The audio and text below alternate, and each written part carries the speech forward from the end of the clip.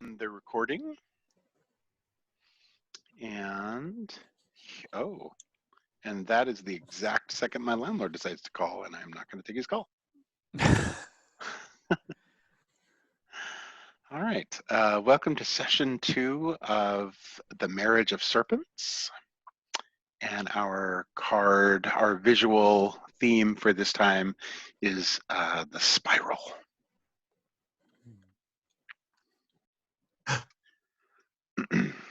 Marriage of Serpents is a game set in the world of Arkoth, which is a Bronze Age dark Celtic fantasy world. And Marriage of Serpents is set in a new section of time for that world, where after the Gods Fall Wars, where the five kingdoms went at each other with a vengeance and got the gods involved in their conflict in a fatal fashion. And as a result, the dragon, that, as in Celtic mythology, is the spirit of the earth, also perished along with the gods and many mortals. And a great cataclysm and sorrow fell across the land.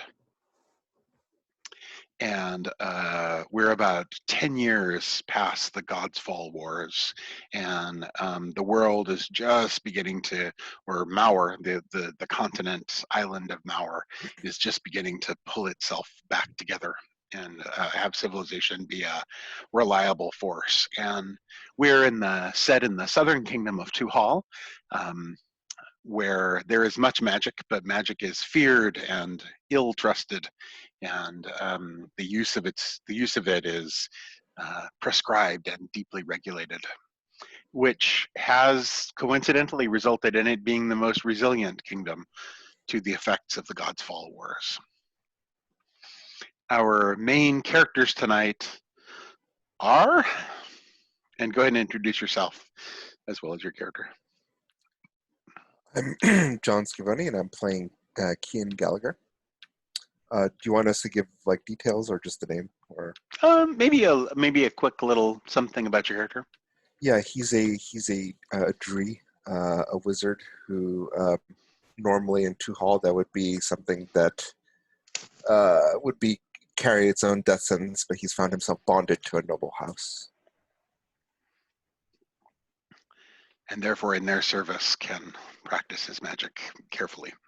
Right.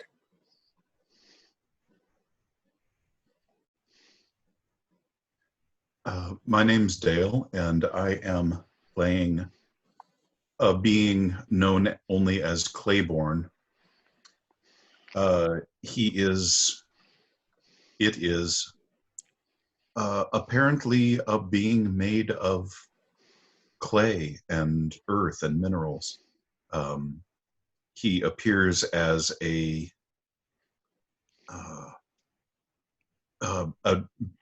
dirty beggar, a vagrant, but upon closer examination, he is not what he appeared to be at first.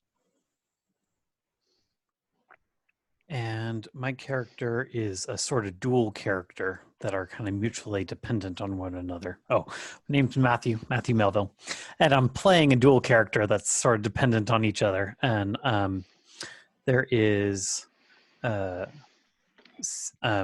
Cecile and Sisyphus. Sisyphus being a large... sorry, I'm blanking. The Surin, thank you, is a large Surin. And we have Cecile, which is a small one. And when they are young, they are small lizard-like folk, somewhat aquatic, live in a swamp. And they're very fast, have genetic memory. As they get older, they get larger and slower and more Earth-like. And so we have the large adult that should have returned to the Earth. And we have the younger one that's crippled in the legs and rides on the other one's back.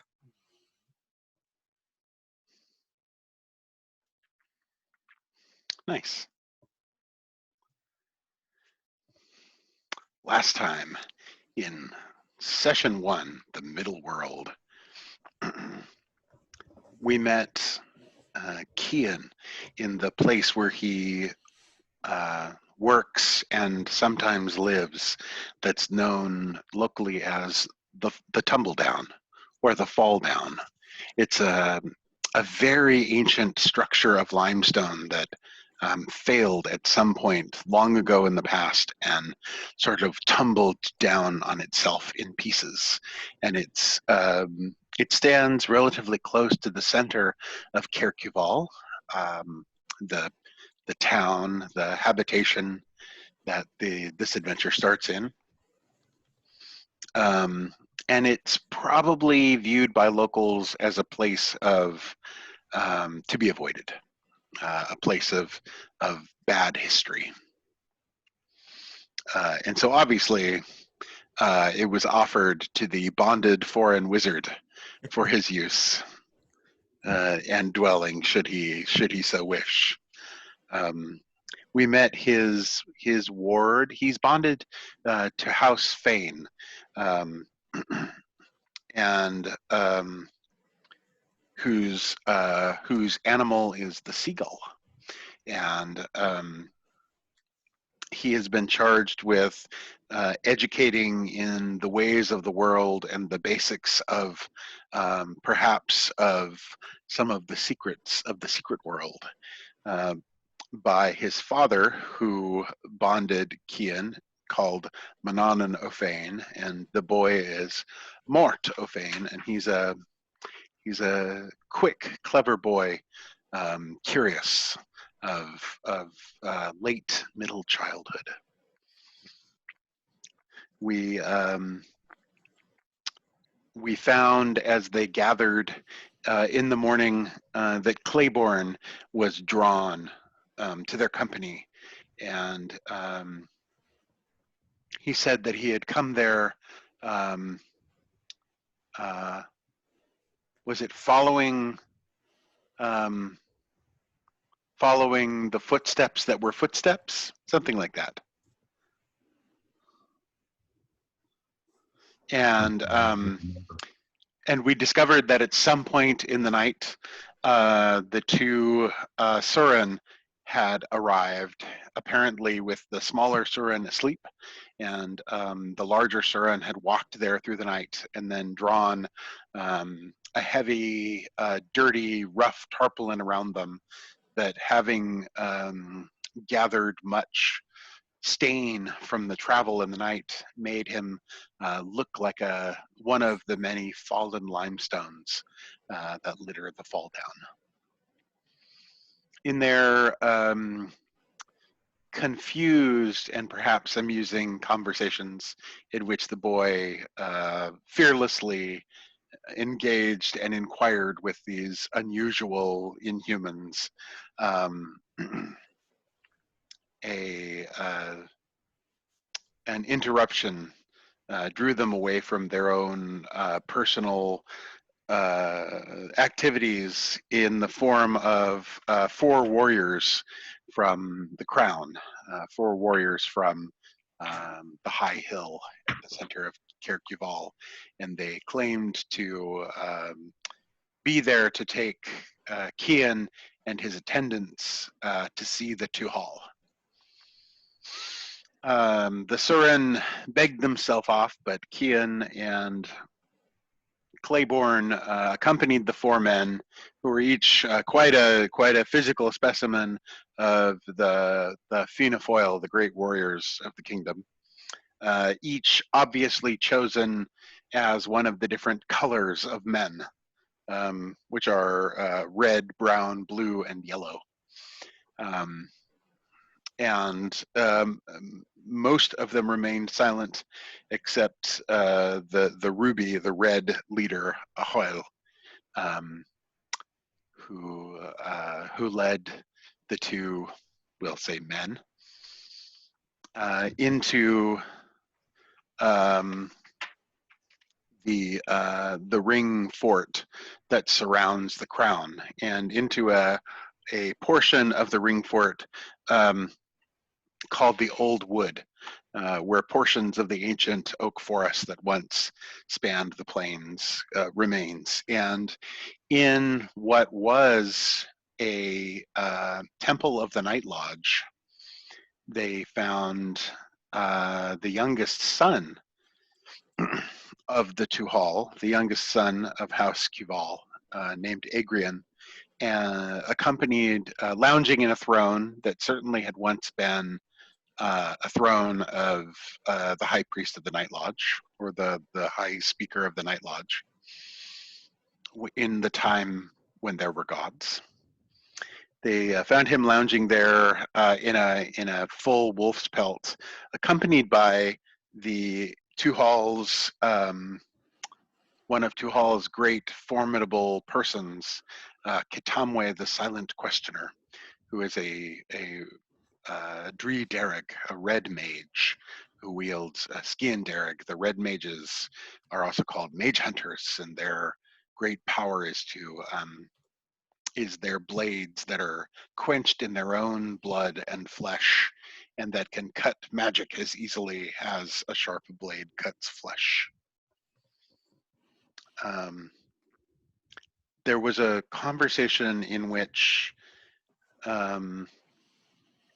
Agrian claimed that he was acting on behalf of the Tuhal, his father, because his father's birthday was coming up in a couple of weeks, and he wanted and his father is very fond of the battles at the proving grounds, which vary from the entertaining to the deeply dramatic. And that there was something amiss that was beneath the notice of the mage hunters and above the pay grade of the keepers of the peace, the Gardi Shahana. And so he was charging Kian, since Kian was ultimately a servant of the crown and expendable as a wizard and a bonded wizard and a foreigner.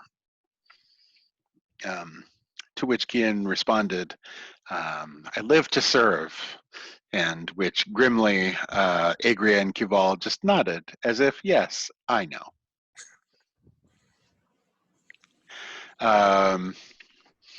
In a mess and a flurry, the Dree Dereg, who is responsible for overseeing Kian, and when he eventually succumbs to the dark powers of his magic and becomes evil and needs to be hunted down and killed, the Dree Dereg responsible for doing these things, named Aoife, arrived wearing some much larger man's clothing and looking an obvious mess as from sleep, and demanded to know what had happened to her charge, bustled her way in at the end of the meeting to receive glares of disapproval from Kitamwe and amused smirks from Agrian Cuval, and then the group was dismissed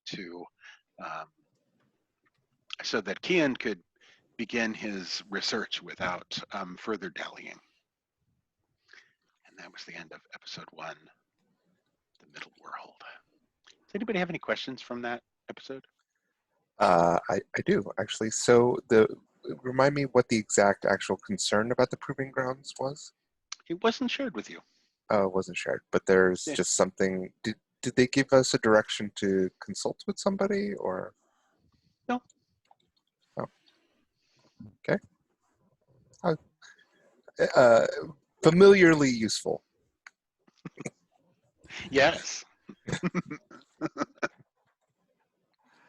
And how far are the proving grounds from where we are right now? The proving grounds are to the northeast of the crown of the town center, built probably originally beyond the edges of the spread of Kirkival, but now kind of on its edges.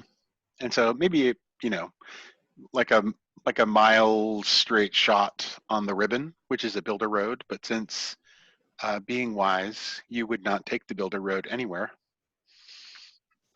in this day and age. It's probably a little bit longer than that because of hilly ground and soggy fields.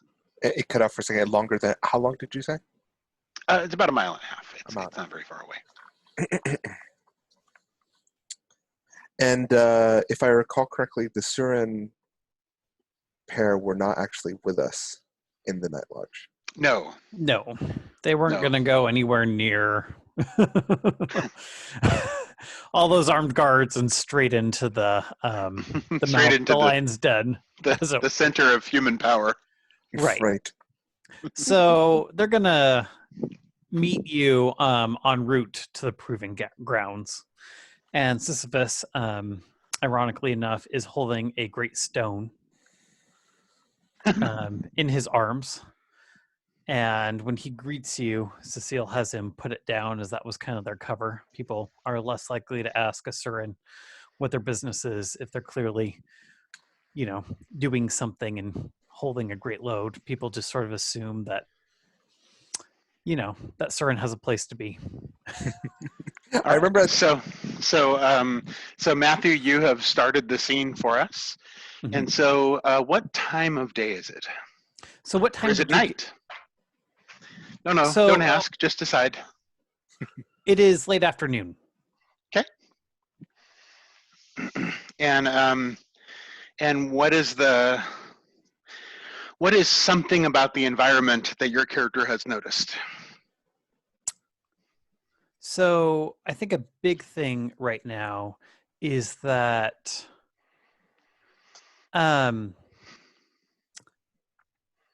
there's the air of bad news circling throughout the city.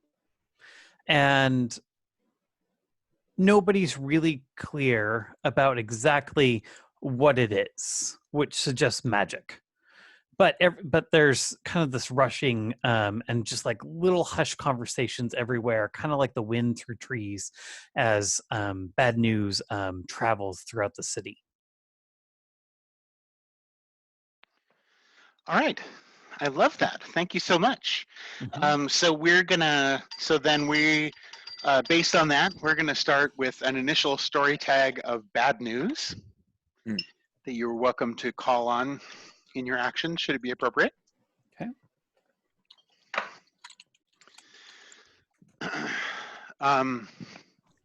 It's late afternoon, and the gray blanket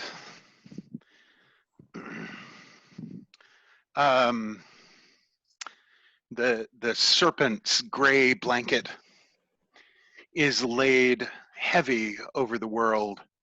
The sky like a piece of beaten lead, like a sheet of hand-beaten lead, irregular, but muddily silver, extends above you seemingly forever. The horizons, Kerkuval is one of the great places settled in the Five Kingdoms because it's the only place that has vast horizons. Everywhere else in the kingdoms is surrounded by hills and mountains and forests, and so feels small. And so even though Kerkuval is not the city that Yonad, the capital of Pharisha, is, nonetheless, it feels like a vast, expansive place in the middle of the seemingly infinite green, grassy plains of Tuhal. And so the green grass of Tuhal spreads out away from you, looking like old and dirty copper in the long gray light of evening. And as Kian and Claiborne make their way back from a series of small hills to the north and west of the proving grounds, back toward the clean blue-white straight line of the ribbon, which remains almost as it was of old as it passes the proving grounds. They find the two Surin having just stumped up out of the marshy ground south of the ribbon. up onto the builder road, and which seem to be looking for them. The large one carrying a ponderous sort of gecko speckled piece of massive chunk of limestone, easily in his is it still a he, in one of its arms. And as he said, as the two of you make your way out of the high grass of the dry hills, he sets the stone down on the builder road, and it's just that moment when far to the east, at the rim of the world, the sun falls below the leaden cap of the serpent, and a brilliant red gold light, said to be perfect light by the people of the Five Kingdoms, unfurls across the world, banishing the dull copper gray of the grass and making the grass around them and off toward the distance shine and glimmer. And just nearby, the old blue granite, the old chunks of blue granite, finely carved and without any hand marks or chiseling, laid close together and on top of one another, that form the outer bulwark of the proving grounds, transform from a sort of gray, hopeless slatiness to a kind of clear, sparkling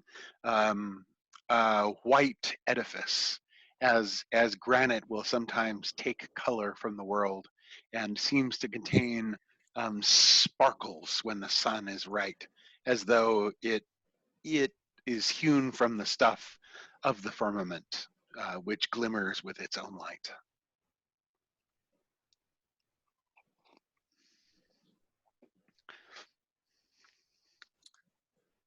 And go ahead. Can I go ahead and do the flashback of how I got here? We're at the outside of the proving grounds now, right? Yeah, you're just nearby. Yeah. You can. You don't have to. Oh, well, I had a thought that I wanted to do. Please do.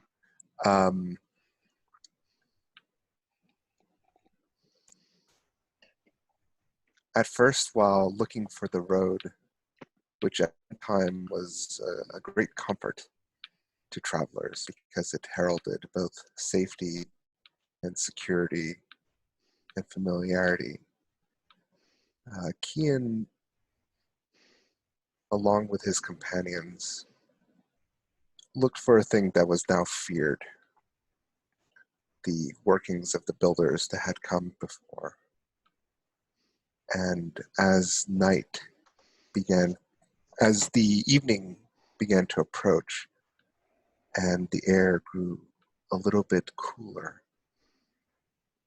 there was a faint glimmer of mist seeming to radiate off the ground. And while the road itself, like all builder materials, gave off no illumination other than to show itself, as the tendrils of the serpent's breath crossed the flat plains, the four of them could see a faint glimmer of where the builder road used to be, probably just a few hours ago. And under his breath, Kian said, "The land changes, but the serpent gathers around it." And he kind of gestured forward not along where the builder road was now, but where it had been 2 hours prior. And they followed that trail all the way to the proving grounds. Nice.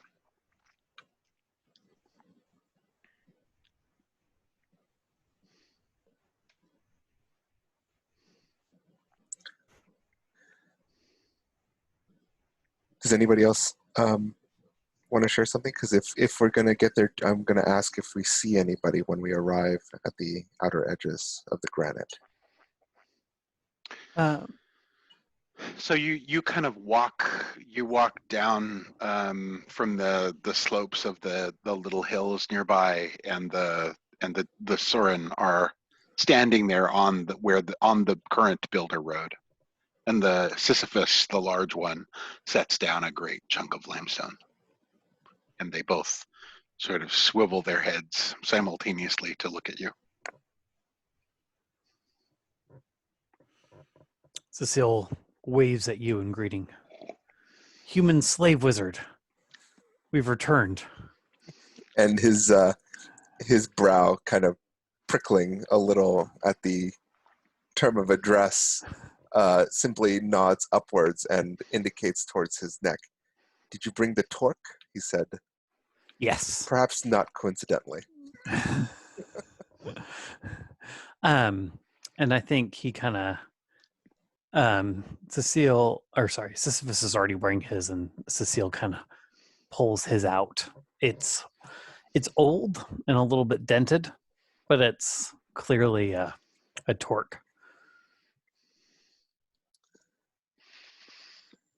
Well, I'm sure you'll still attract attention, but at least we won't perhaps be burned immediately. As if in greeting, Claiborne shuffles toward the two reptilian beings and says, "You are important, and I will follow you." We missed you too, human of Earth. And I think Cecile kind of reaches down and kind of gives Claiborne a pat on the head. Familiarity.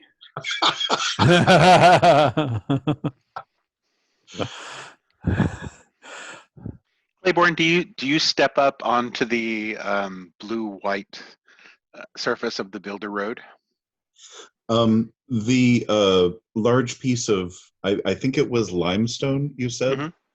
that the Surin just put down. Mm-hmm.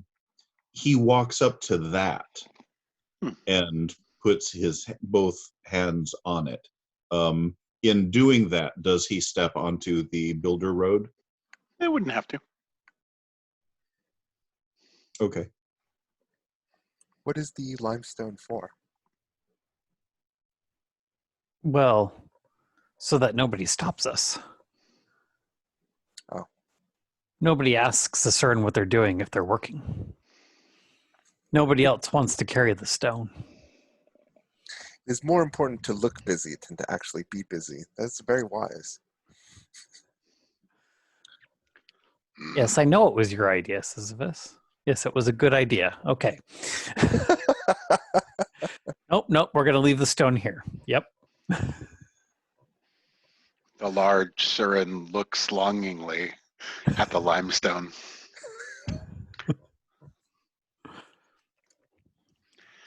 I'm not entirely sure where to start, but I suppose waiting here isn't going to produce any answers. Mm-mm. As if Kian was some kind of wizard whose words were magic. A most remarkable thing happens. There is a small rounded arch not too far away in the outer wall of the proving grounds, and the door that blocks it swings wide inward, and a figure and a light emerge together as though they are one thing. And the figure is a large man that looks like a hero of old stories, or that looks perhaps like the god Bel, who everyone knows is dead, revealed. The figure is wearing a long white cloak and gold glimmers in his curled hair and at his ears and at his wrists and the torque at his neck.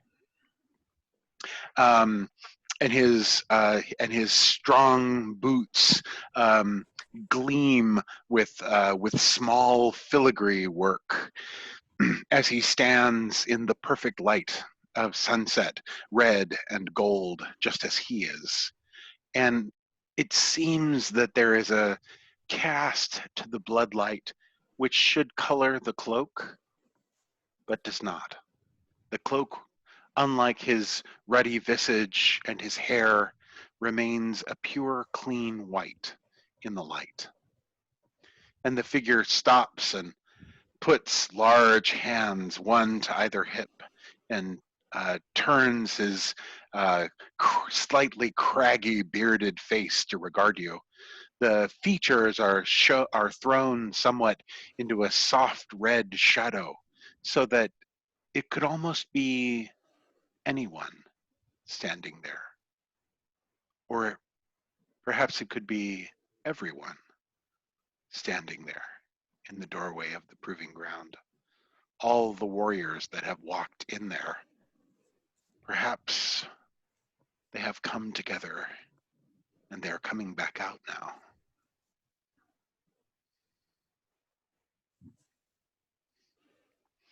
The figure says nothing, which also makes you think of the god Bel, who was said to be of few words when meeting, but many when drinking.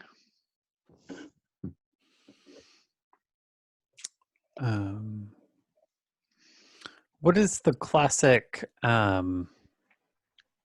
position of obstinance by the Servile races?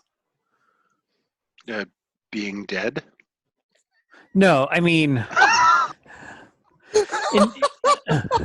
Sorry, what was the question?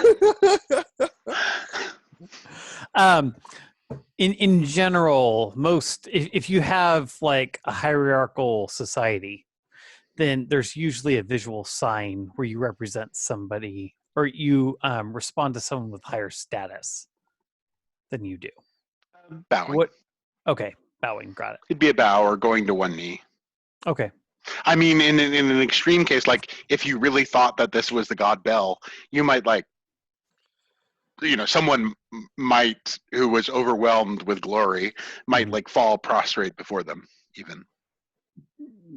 No, that would be really hard on Sisyphus's knees. Yes. It would also probably take a very long time. Well, falling over is easy. It's the getting up that's slow. So we're just going to give him a nice bow. Good evening, Kian says guardedly. Claiborne does not bow. In a deep and resonant voice, the figure says, "Yes, Grian blesses us kindly before he closes his eye. There's something odd about the way he's speaking.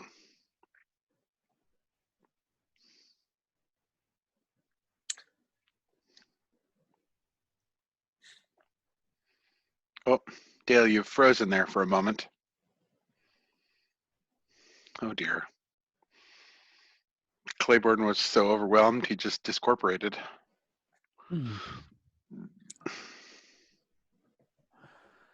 Well, I'm sure he'll come back. To whom do I have the honor of speaking?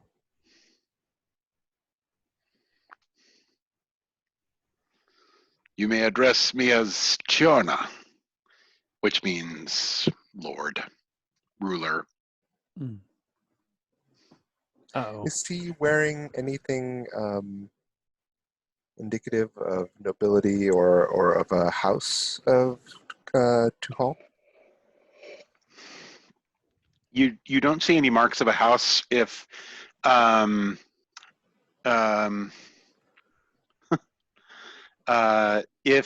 if there's a sigil on the cloak pin, it's brass or something, and you can't see it, and because the white cloak is so much more radiant in the setting sun. He is wearing a golden torque and like gold earrings, and so it speaks of wealth. And white clothing speaks of privilege. Right, and the white clothing, which is eerily reminiscent of the builder structures, does this feel like an optical trick of the light, or does this feel like genuinely magical? You don't know. Really? I mean, I am a Dree. You are. Would you like to investigate? I would like to investigate. There is certainly something going on. Yeah. Yeah. Kian's nature is to try to figure that out before diving in. Mm-hmm. So. Do we lose Dale? Is he in Slack? His tablet restarted itself, so he's getting back in. Something odd. Well, yes.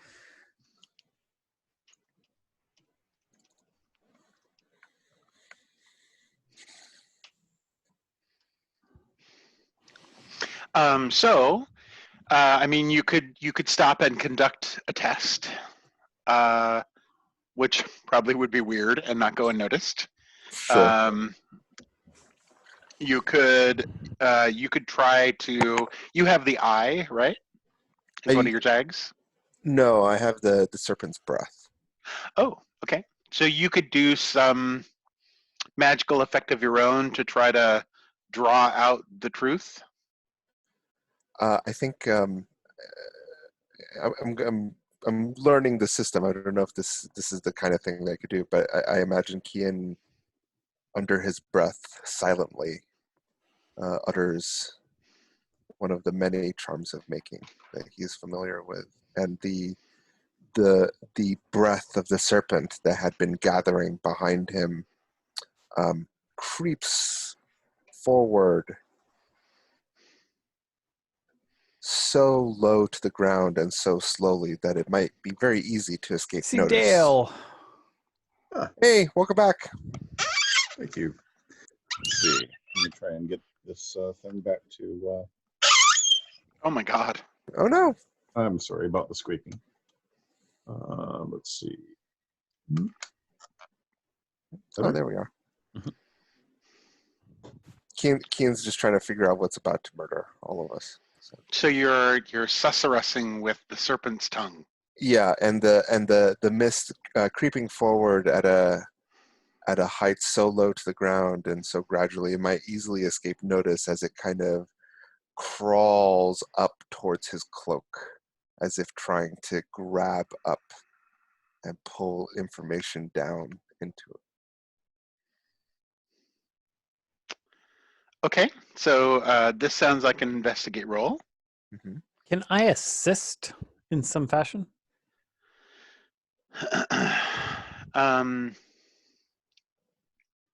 What powers of the serpent do you have, Matt?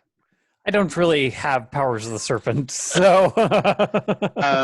So the most, I mean, if this were a physical action, you could definitely, do a thing. Right. This is something he's kind of doing a little sub rosa, and so I don't think you could lean in like overtly. And so so a thing you can do as a player is if you have a help point or a hurt point, you could spend it for him, for Kian. If you have a help point or a hurt point, you could spend it and apply it to this action. Okay. I do not, so. Okay. So John, tell us what tags you're using for this investigation. So under my Path of the Voice, the Breath of the Serpent, I have the Voice. And so that's 1. I think the Serpent Gathers is 2. I don't think the Land Changes applies, but the Serpent is Patient, I think, applies because he's waiting. And under my Tradecraft... So you can only tag 3 tags. Okay, so 3.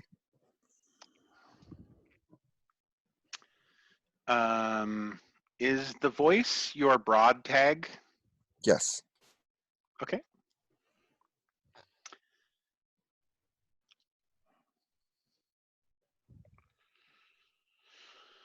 So typically, you can't use the voice secretly. The way the voice works is that the other person hears you. Okay. Can I They might not have to understand you, but they have to hear you. Because the voice has to touch them.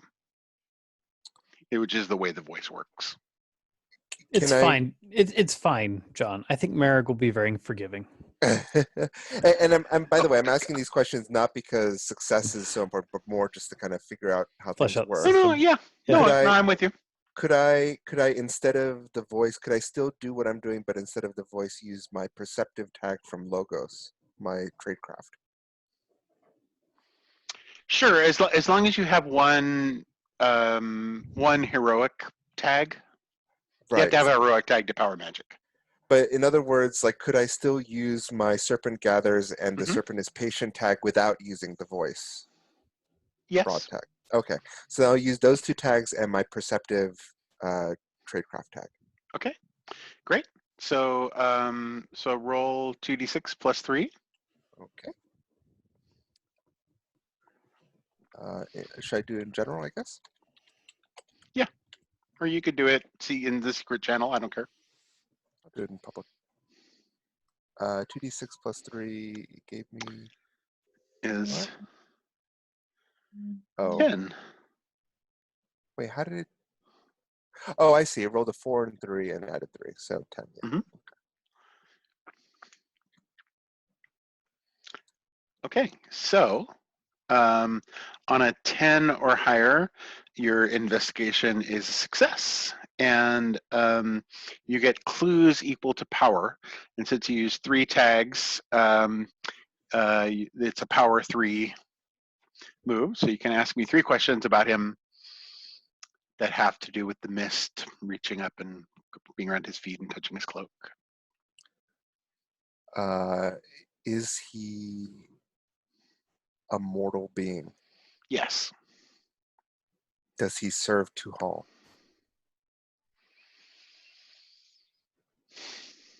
Yeah. What is his intention being here?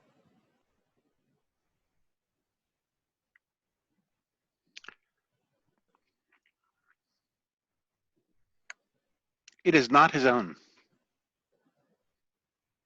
Okay, that was 3 questions, right? Mm-hmm.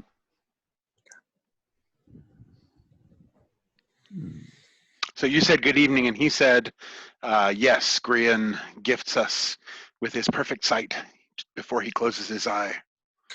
When he said Grian, what is he referring to? Do I know? Grian is sometimes a word for the sun. Oh, okay. In particular, it's a sort of a personification of the sun, sort of as a god or a being, but it's also just sort of the word for the sun. So it depends how somebody says it. Have you been waiting here for us? Kian says, just now, starting to approach.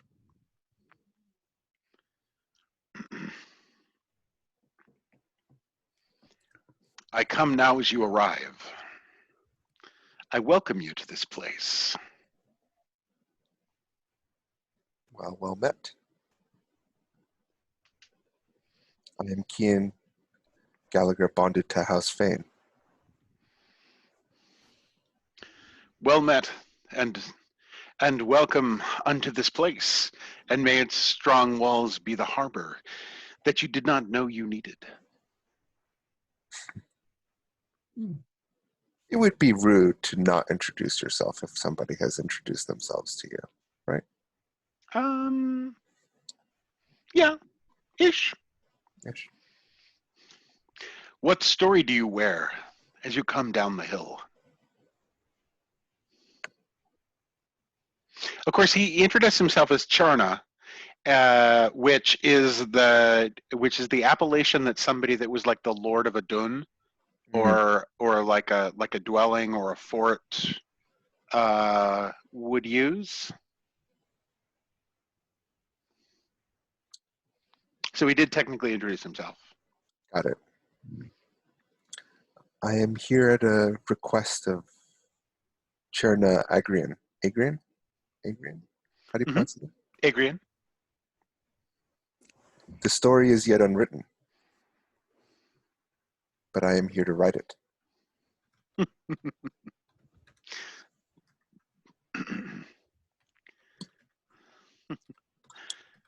It Or is be only the written. dree. It is only the dree that speak of stories being written, and how strange it is to the ears, but how pleasant to the turnings of the mind.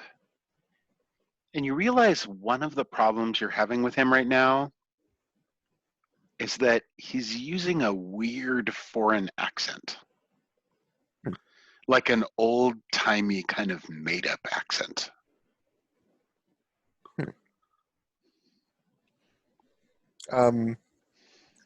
Using my kind of tradecraft and the fact that I'm relatively well traveled, does it seem like it's an affectation, or does it seem like he's like from an out of place?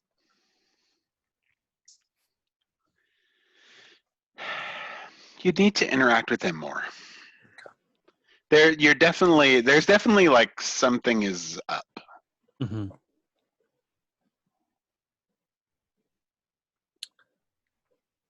Is this your dune? He looks back and forth between the shining granite walls of the proving ground, and reaches one hand out, and as it's caught by the perfect light of sunset, you can see his hands are rough and stained, not just by earth, but kind of stained with colors. And he reaches out and places for large rough hands. He places his fingertips very sensitively on the surface of the stone, as though it were a wild beast that might start at his touch. And he cocks his head as if listening, his features still caught in the red halo of his hair and his body. Does anything of this strike me as reminiscent of the dragon? Yes. Claiborne snaps to attention when he does that and watches him very closely. He cocks his head as if he's somehow listening with the tips of his fingers to the white stone. Can I do an investigation roll? Sure. What are you doing? So I can't. So from the tags, I can't mix tags between themes. Correct? You can. Okay. Absolutely. I would like to do. No, never. I would like to risk something here. So I'm gonna Okay. I think I'm not sure if we decided to call it geodreams or like dreams of the earth. But it's a chance to kind of meet him as what is the concept in this culture of like soul or like inner person? Absolutely. Okay, great. So yeah, a meeting of minds. In fact, everyone has 3 souls. Okay. And it's sort of like the soul of the body. Okay. Then kind of the like sensate soul, like the inner sensation, and then like the life spark. Okay, so it's more of a life spark thing. But there's kind of this I'm not going to be aggressive about it, but using that tag to kind of pull him to sort of invite him into this dream state to some extent, the inner spark. And I also wanted to do I wanted to try and use the dragon's children's respect me, and the Surin are always welcome. Tell me why. How does Surrender Always Welcome apply? Just the idea that the Surin in general are non-threatening. No, that doesn't seem to quite fit. So No. you're sort of reaching out to kind of like draw in his dream, sort of like his kind of soul state dream world that he's in at the moment. Is that Yeah. what I'm getting? And so, what was the first tag? Sorry, it's one of your hero tags. Yes. So it's under my divination's power, and that's Yes. like Dreams of Earth. Dreams of Earth. Okay. Yeah. Great. I'm great with Dreams of Earth. What was the second one? The dragon's children respect me. Great. Love it. And then except we're gonna look this one up a little bit more because I had the heart of the dragon, but we're gonna delve into that more, and I don't think we did. Because I remember that was a modification of one of the generic powers from the system. So I would ask you can have one broad tag or one generic tag. Is that it? Because like Heart of the Dragon could be like anything. Right. Anything you do could be Heart of the Dragon. You know, like Brave. You know, Brave is like and I'm brave. Sure, you're reading the manuscript bravely. Why not? You know. Yeah. Sure. So we're one gonna of make the that benefits. my one, and then I'll change. I had another one that was the big one, which was the ambition. So I'll change that one in the future. Okay. Great. Okay. Alrighty, I love it. Any hurt or harm points? Anybody want to stop? John, you've invoked the power of the serpent. You would naturally be right to use a harm point to stop the power of the dragon. Yes, I do have the weakness susceptible to the serpent. Which, by the way, John, the power of the dragon will probably fuck up your magic. Oh, yes. Oh, good. Not that there's a dragon or anyone has its power. Right. But dragon's dead. No one has to worry. It's all safe. So, do we have hurt points or? So at the end of last session, we geeked out during the credits, and we did harm or hurt to see if anybody felt they had harm or hurt. And I did write. You guys wrote that down in your character sheets. I have +1 hurt, but I forgot to who. I think it was probably Matthew's character. Probably for that reason. So yeah, I mean, this seems like. I mean, would it be a good?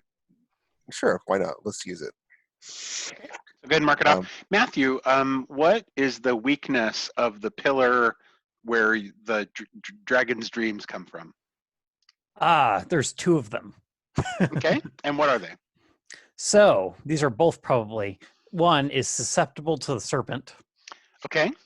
And the second one is beacon. As in, when I use it, it is visible for a long way off. Yes. So people notice I'm using magic. So I'm going to tap susceptible to the serpent. Okay. And so, so as you sort of, as Sisyphus settles underneath you, and on some level begins to breathe with the granite, with the blue granite, which by the way is white, of course.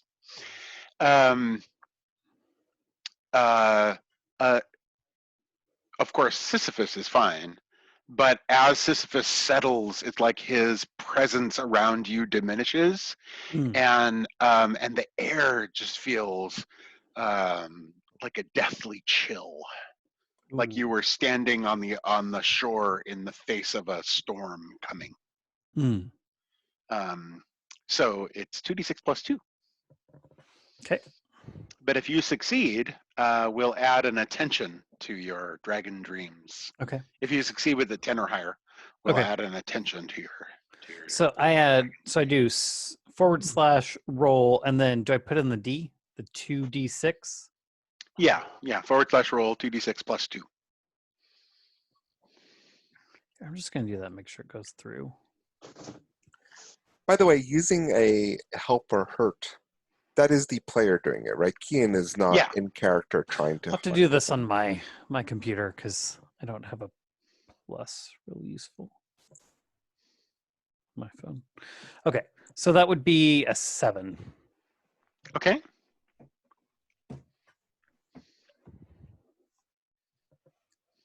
Yep.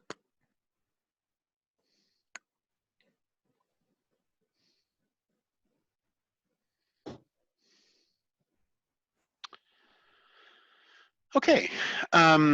So because you failed, Mm-hmm. I'm gonna invoke a storyteller move, and I'm gonna have the magic go awry. Okay. In the following way. So as Sisyphus settles and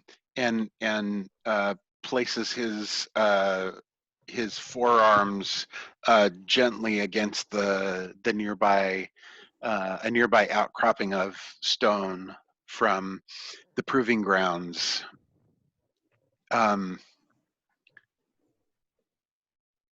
The mist that was barely visible around the figure suddenly explodes outward from him, um, like the violent birth of a storm.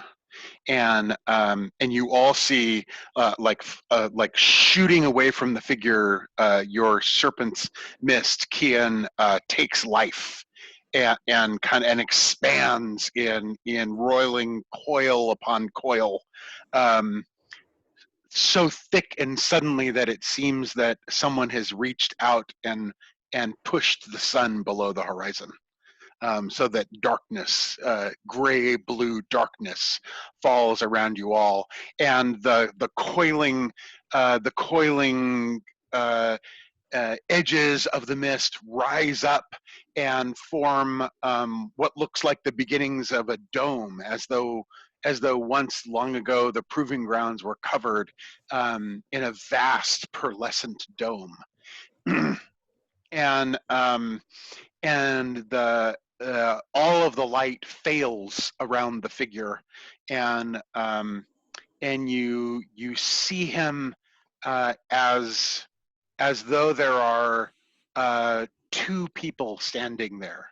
There is one kind of confused looking, scraggly figure in like sort of humped down in a patchwork gray cloak, um, made green at the edges by time and the grass, and then behind him um, is a tall, barely discernible shadow figure that isn't entirely human, but seems to have a hand behind him, as though the human figure were a shadow in a shadow play. Or a puppet. But this is more like as though the human figure were a projection of something out of the mist. Do we all see this? You all see this. And then a sort of a chill runs through the air, and the mist all just sort of kind of goes back into the earth.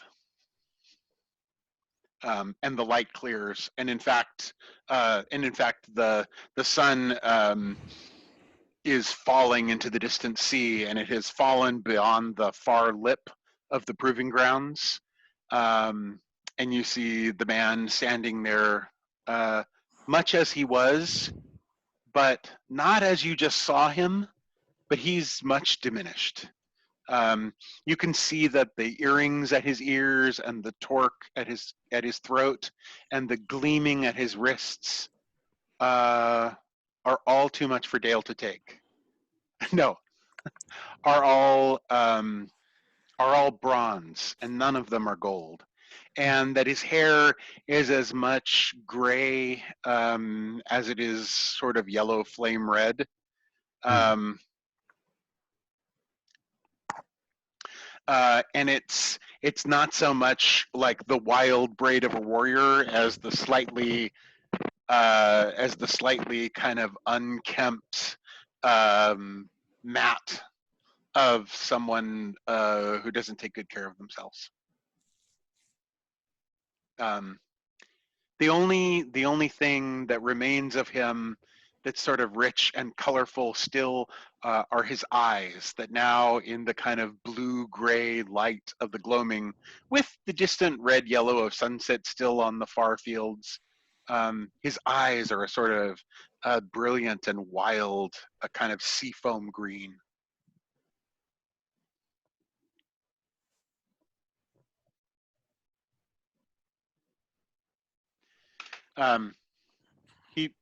He sort of turns slowly and looks at his hand on the granite, and then flinches his hand back. That's never happened before. You should watch out for that lintel, he says, pointing at it with both hands.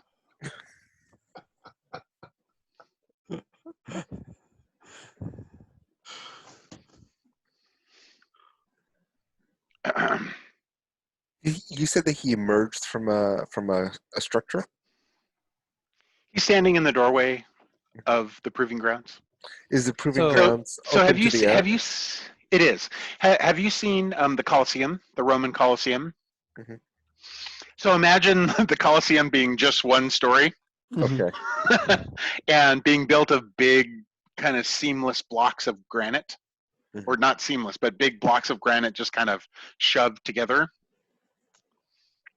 And so you know how there are the occasional arch in the lowest story of the Colosseum. So it's like that. There's an arch, and then there's a big heavy door that's open behind him. Wood, bronze. It's big timbery wood. Okay. Yeah, it would be an insane amount of bronze to make a door out of it. Yeah, it would. It would be super expensive. Yeah. So the Cern are going to approach. Greeting. He sort of kind of blinks and looks up at you. Well met.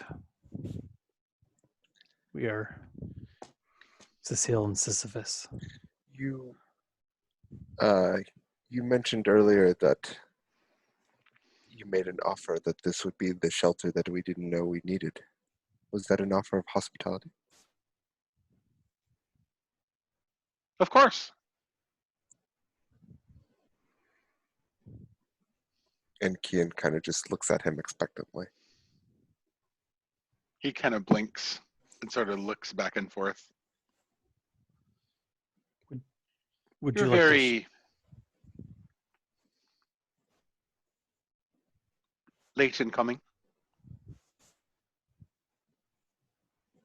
There isn't a show today. Well, He sort of nervously kind of fumbles his sort of stained sausagey fingers together. that's all right. We just want to look around. Oh, right. Could you show us? Oh, well, Jesus Christ. Well, this is the lintel to be avoided. And this is the door. And then there's the steps.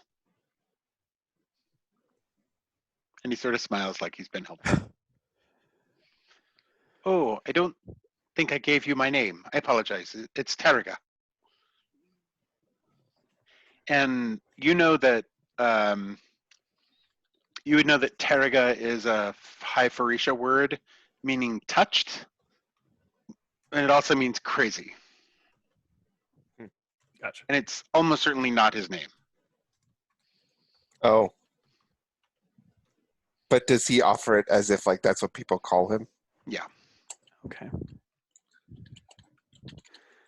But touch could mean like divinely touched too, right? Yes, that is also one of the ways that's used. Okay. Well met. Tariga. Or one more time? Terega. Tariga. So Kian's, I think, first thought is that, you know, some being was puppeting him, Mm-hmm. or at least was present in his body. And I think looking around, I would like to see if there's a way for me to draw out whatever presence was there or see if it's gone. Can I do an investigation using the voice?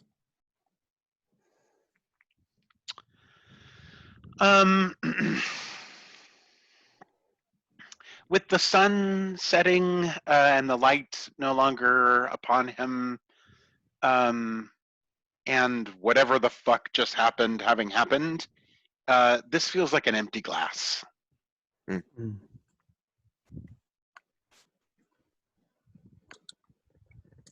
I think that's what I figure out when Kian begins chanting darkly, and the mist kind of roils up from the ground and begins encircling all of us, and then just dissipates and nothing happens. Actually, I think the mist doesn't even really rise. Oh, really? Yeah. Okay, I'm back. Okay, awesome. Welcome back. Connection problems. I just shut down everything on my computer. Yay. Poor computer.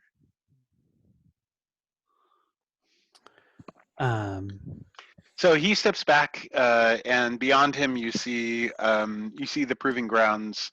So it's so have you ever seen a ring fort, like a Celtic ring fort?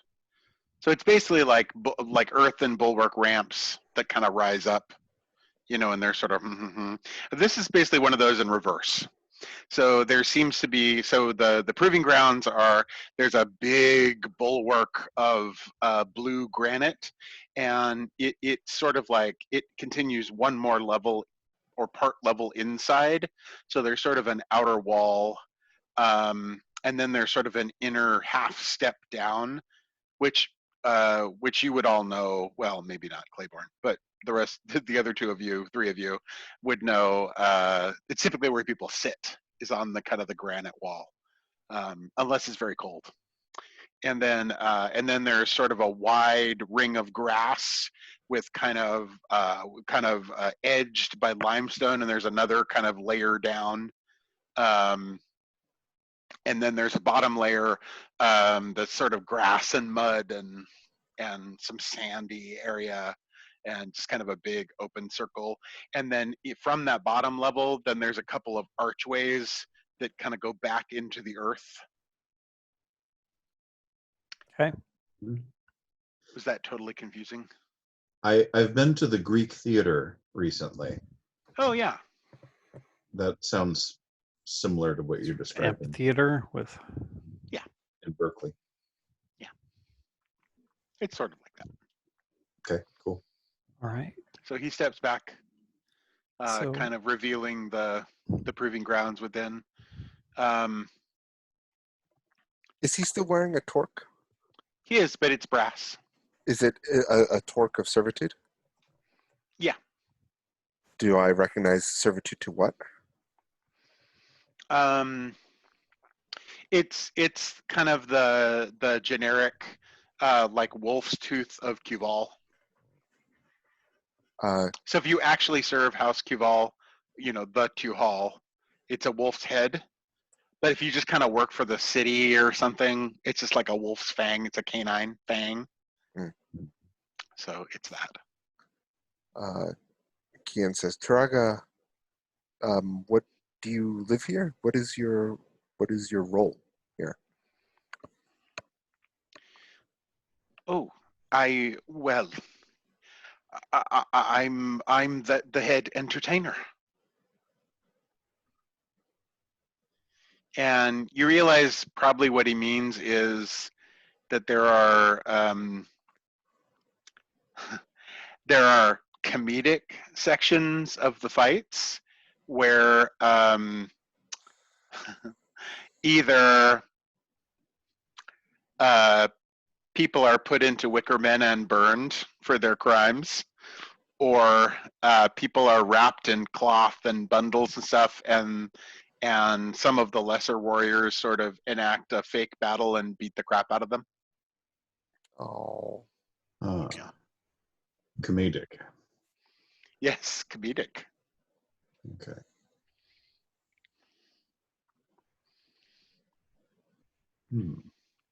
But he's the head entertainer.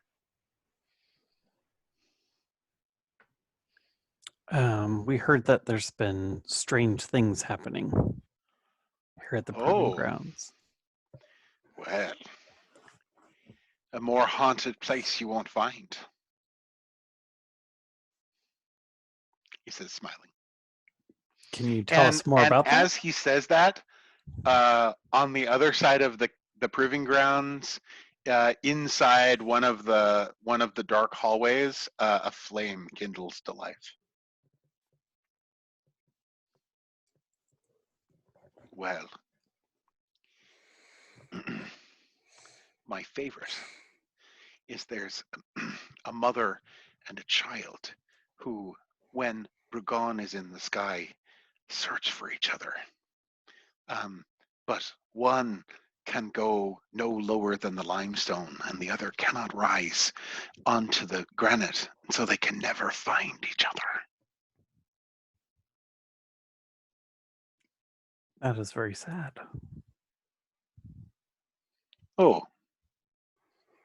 yes, I suppose it is. Sorry. And who else is there? Well,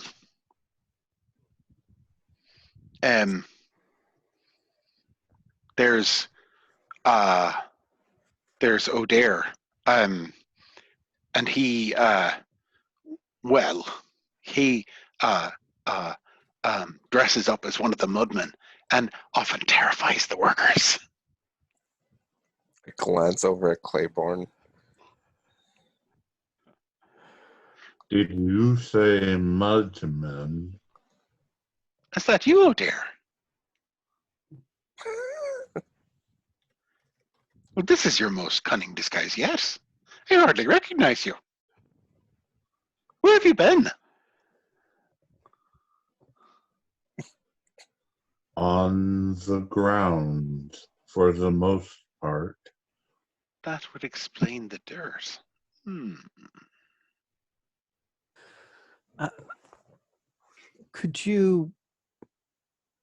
you know who that is? And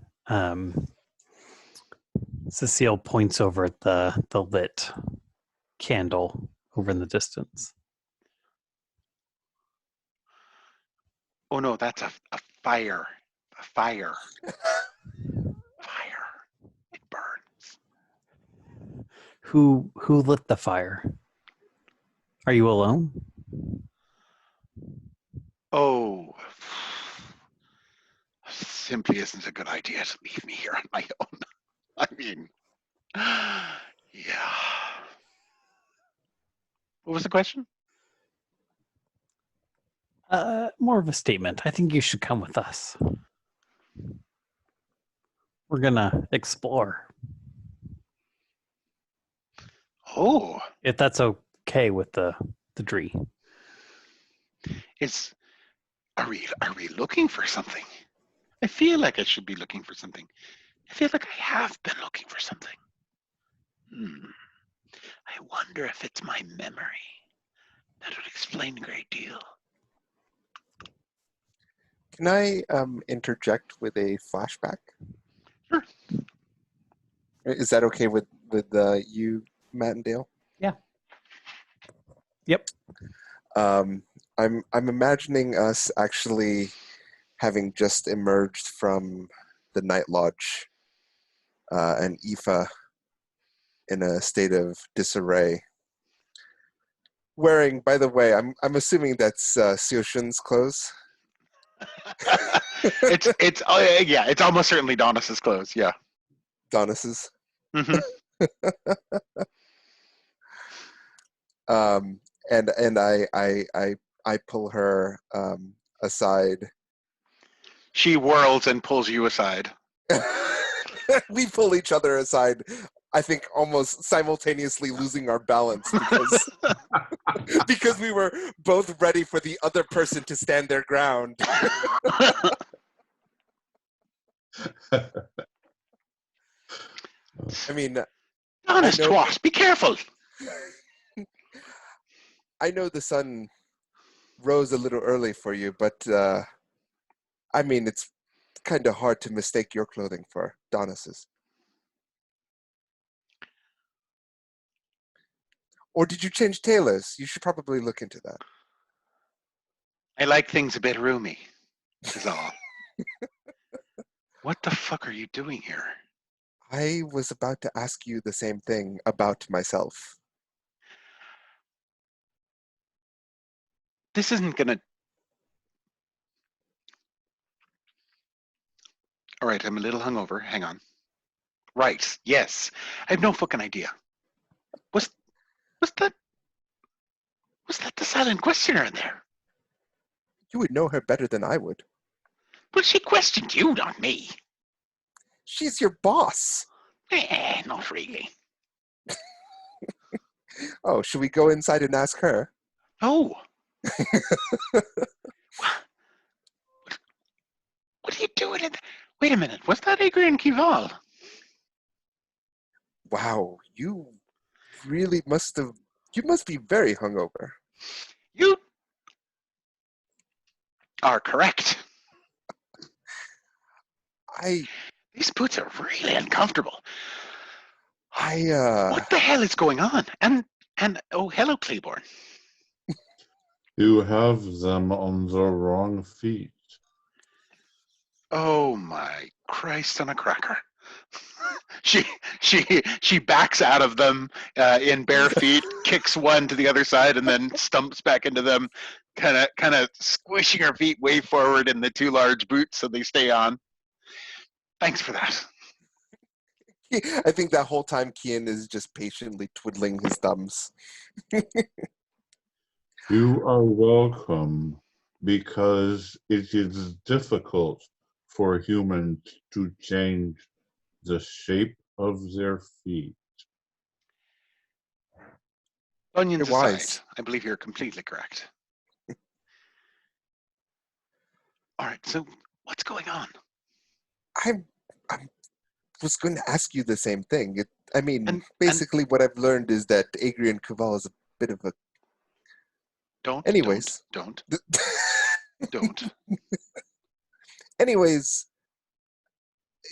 I understand he wants me to do something, but has there been any rumors about the Proving Grounds? I've been stuck at House Fane for the last several weeks. I don't understand how he knows your name.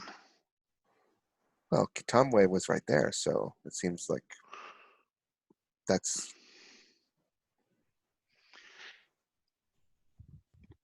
Well, it's not like you're the only... Sorry, you said something about the Proving Grounds. Well, I don't know if you heard in there, but we're going to the Proving Grounds, and he didn't even tell me what he wants me to look into, and I'm asking if you've heard of anything. I've been at House Fane this entire time. I'm sorry? I said, privilege. Well, I'm happy to exchange places with you anytime. I say, chafing at my torque. Well, there's one way to do that, and it's in the afterlife. Plus, I don't think you can handle being this devastatingly gorgeous. So, Donissa seems to manage.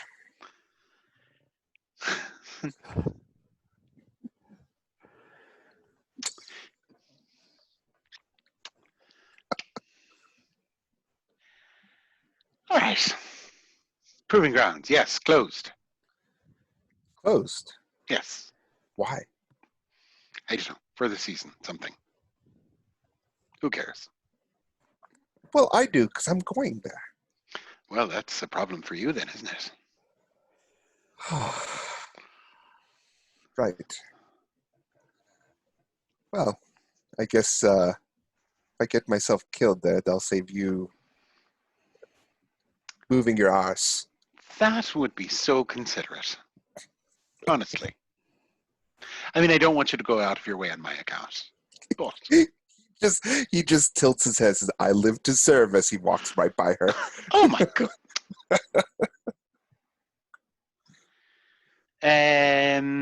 Yeah. Watch out for the Builder Road out there. It's been extra weird. Somebody have a knock? I think that was a No. cat. Oh. My cat is investigating a paper bag that's sitting near me. Cats occasionally will. And so you're welcome to have one additional clue about the. So you're welcome to have a clue about the proving grounds if you'd like to ask me a question about them. Yeah. Why were they closed? I understand that you're going to run that through a thing, but that's the question. There was a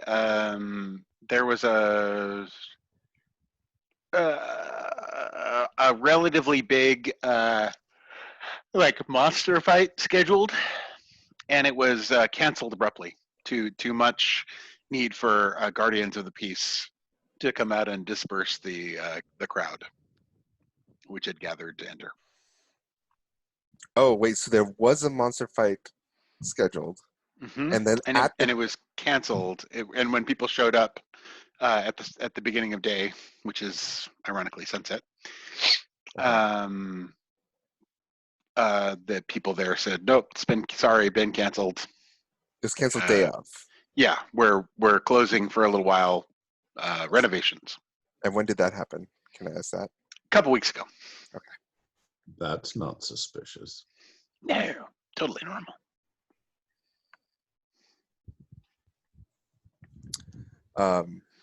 And so back at the proving ground, I think Kian walks a circle around the center of the arena. That's a good idea, Sisyphus. And I think Sisyphus just goes down and gently picks up Tarraga and just gently kind of puts him on his back. Okay. And we'll follow.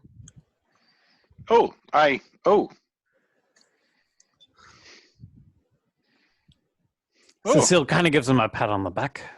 You are safe with us. And possessed of a new and commanding view. Yes. I make my way counterclockwise around the arena towards the lit torch. Wintershins? Wintershins, yes. Okay. Yeah, there's a few kind of areas that have been carved in that are sort of large steps. And okay, so you descend anti-clockwise against the sun for some reason.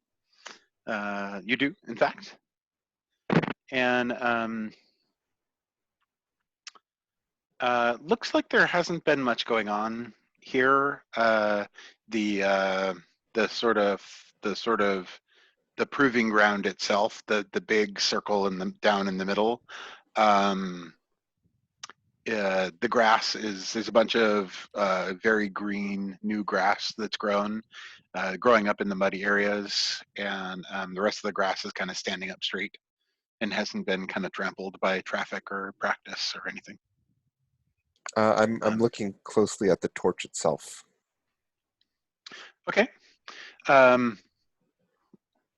As you kind of make your way down, and you can sort of see fully in, It's a little difficult to see. You can see that the archway and the little tunnel that leads back from the proving ground is kind of cobbled stone, put together in a little arch, and there's a bronze torch bracket that somebody has set lit reeds in the wall, and it's sort of burning with the kind of yellow red gleam of burning reeds. And you're not you can't quite make it out, but it looks like there's either like a pile of rags, but probably not, or like somebody kind of hunched down a few paces back from there, maybe sitting on something. Where's Claiborne? And it looks like you can't quite tell. You can't quite tell, but it looks like the passage goes back, and there's maybe like a back wall. So like then there are passages sort of off to each side. And Claiborne is. I'd like to ask a question clarifying the nature of the structure. I believe you said it's basically granite blocks above and down into limestone below. Yeah, so the outer wall, there seem to be like two outer walls, one inside the other and down below. The outer walls are big, kind of partly spherical, or curved, smooth, big granite stones just kind of set together. And there's one set that forms the outer wall, and then there's another set that forms like a lower inner wall. But then the next big step down into the center and into the proving grounds is kind of reinforced with big limestone cobbles around the edge. So I imagine limestone is a fairly, it's not a strong stone. It's not, and it's porous. It's fairly porous, and so there are probably some areas of like gravel and sand that have come from the limestone. Naturally, there's like areas of rubble. Sure, the place is actually, the limestone's actually really well maintained. And so there would probably be some lumps of sand and things like around the edge, right up, maybe up against the wall, maybe shoring it up a little bit or something. But there wouldn't be like a lot of decay. So it's not a ruin. This place is not a ruin. Okay. So yeah, there could be some little patches of like limestone grit, or little piles of like where some of the stones have broken and they've kind of piled them up at the base to reinforce the wall. But it's basically like there's the big granite outer walls, and then there's a grassy area, and the limestone basically keeps the mud of the grassy area from and forming a slope down into the center. Right. So Claiborne is going to wander apparently aimlessly around the limestone area, and wherever he finds limestone that has fallen loose or formed a pile of sand or gravel, he reaches down and gathers it up in his two hands. And then he finds another and reaches down and gathers it up in his two hands. And he just keeps doing that. He never seems to be putting it anywhere, though. And yet he always has hands free to gather more. Okay. So that's all I'm doing for now. It's not from around here. The limestone. How does it taste? Oceany.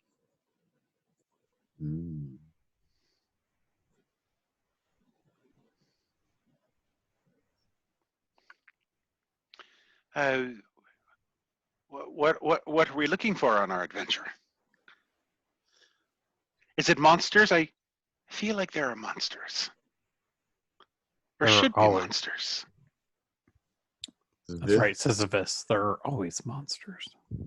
This has been kissed by the serpent.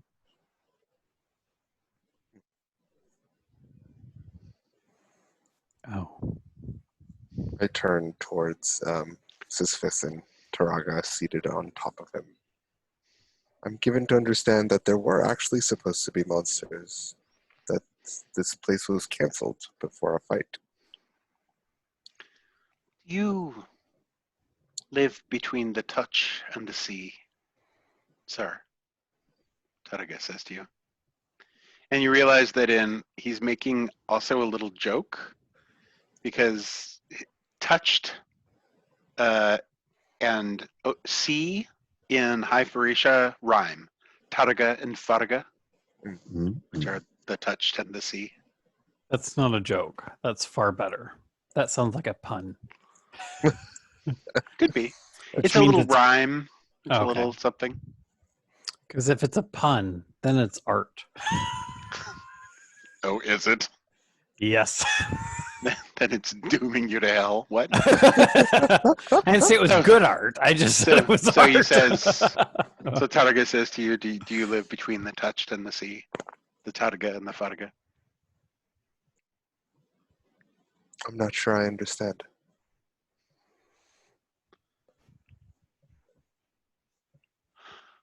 Well,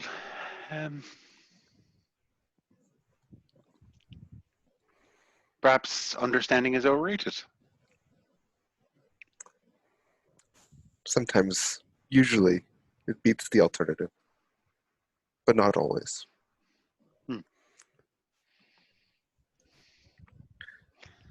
You are one of the wise. What happened here the day that they canceled the Proving Grounds?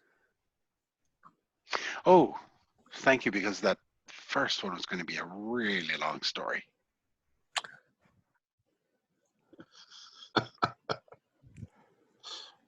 Oh, well, things went missing. Monsters and such. You understand. The monsters went missing? Hard to have a monster show with no monsters. And although my lobster is both famous and impressive, doesn't always please the crowds. Where are the monsters kept? Mostly in our hearts. Before they fight. He just kind of blinks at you like, what? Are there cages? Are there pens? Absolutely. And those are...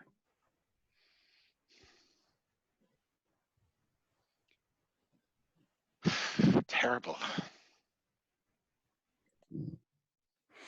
Are there any remains, Paul, on the field? No. Are there any remains of anything? No, just grass. So they're very good at cleaning up like the blood and the gore and all that. There's no. Yep. That would be hard. And probably the grass is quite so thick and happy looking because it gets fertilized. How do they keep it like clean though? That's a good question. All right, I'm going to ask him. Okay. The Romans had the sand and they would rake it and like pull out the dirty stuff and like replace it kind of thing. Mm-hmm. How do you keep the sod clean?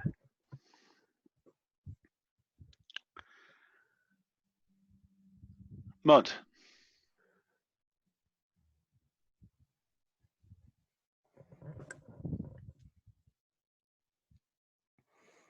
You douse it with mud?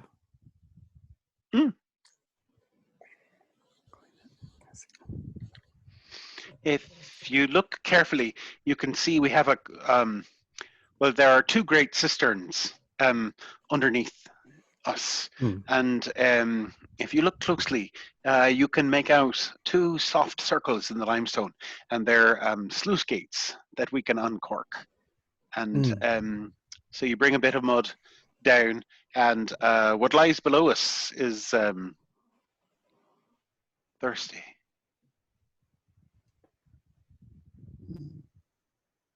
It's thirsty. I understand. And Claiborne walks to the edge of the arena where the great granite blocks begin. Mm-hmm. He puts his hand at the base, both hands at the base of one of the granite blocks, Mm-hmm. and pushes his hands upward to the upper edge, and then climbs on top and drags his hands onto the top of it. And where his hands have been is a thick layer of what looks like stucco.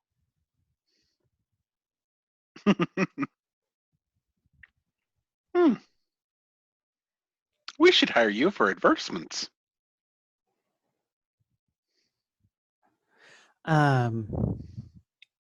So I'd like to see where they unstop it and go to the cisterns beneath. Okay. And check that out. So you go over to the kind of the low limestone wall where he indicated, and you can see, yeah, there's kind of a slightly off cluster of the limestones that are set into the earth, and one of them is in the center is sort of especially kind of round looking. And as you get close and kind of fiddle with it, you can see that, in fact, as you sort of brush back, there's a little bit of brass showing. And you play with it a little bit, and you see that, oh, it's some kind of like a screwed in cap. Okay. We're going to unscrew it then. Okay. It's only about this big. Okay. So in case you were thinking it was like a way you could go, it's no, not. No. Just opening it and kind of looking down into what I imagine is the darkness below. Okay. As you start unscrewing it, water begins seeping out and kind of running in little rivulets from behind the cap. Okay. So it's clear there is a pent-up force of water behind the cap. Be careful. I'm going to call over the Dree. Okay. To come look at it. How like forceful is the water pent up behind it?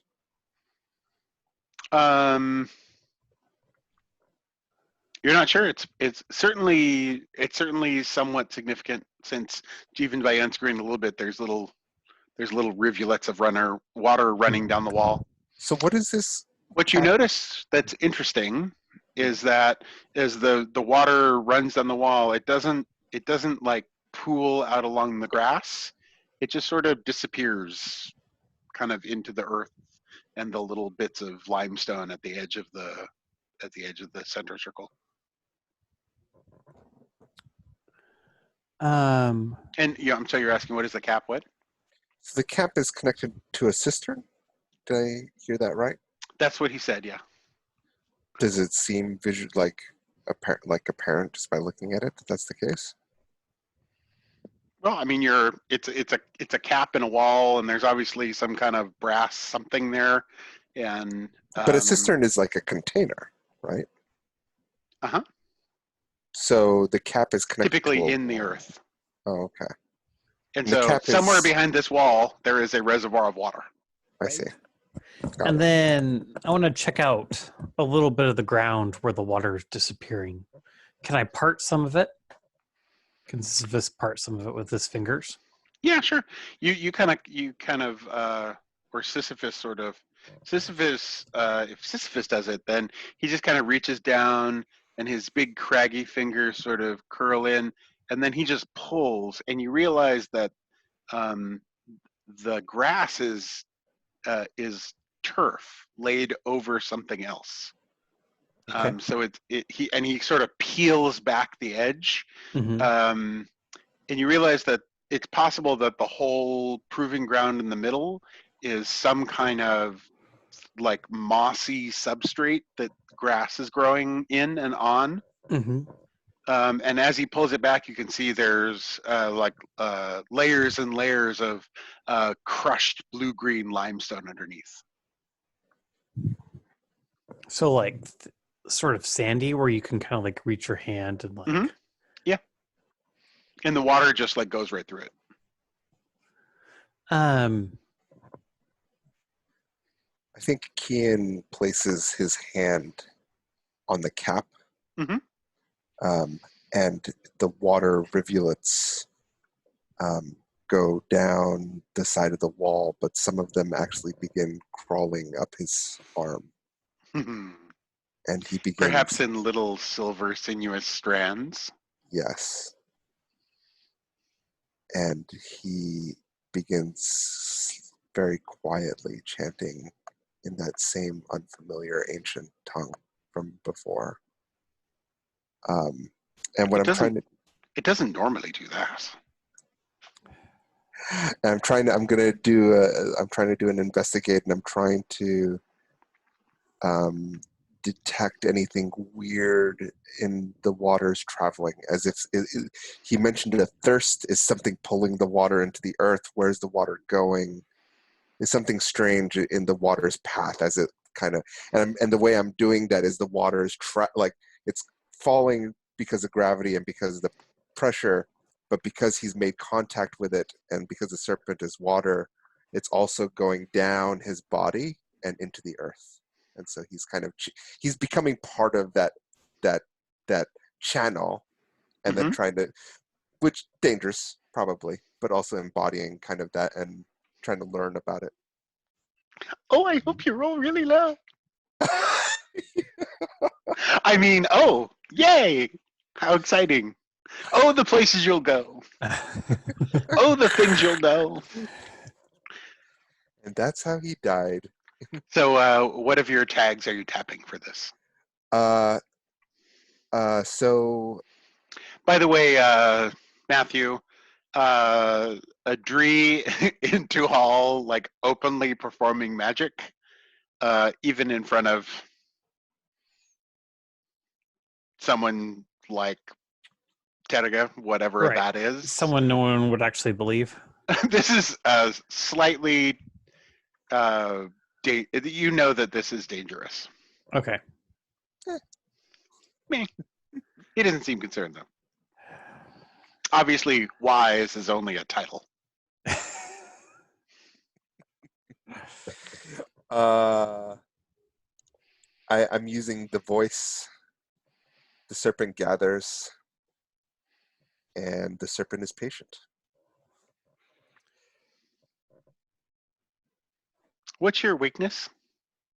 The serpent's rage, and the serpent is hard to control. Oh, no. The serpent's rage is hard to control is one of them, and the other one is the serpent is mercurial.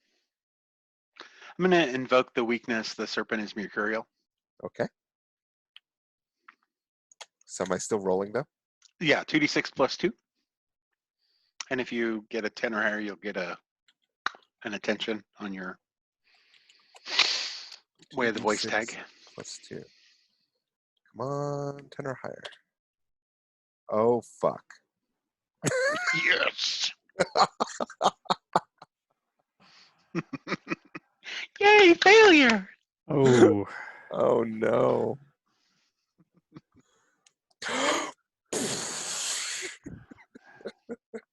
Oh, it usually doesn't do that either.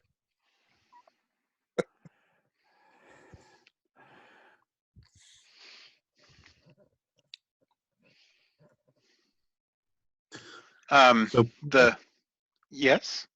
I may be able to be helpful in a way here because of what Claiborne just did. He's at the moment very thirsty. And so if you can work that into what's about to happen, please feel free. Save Kian.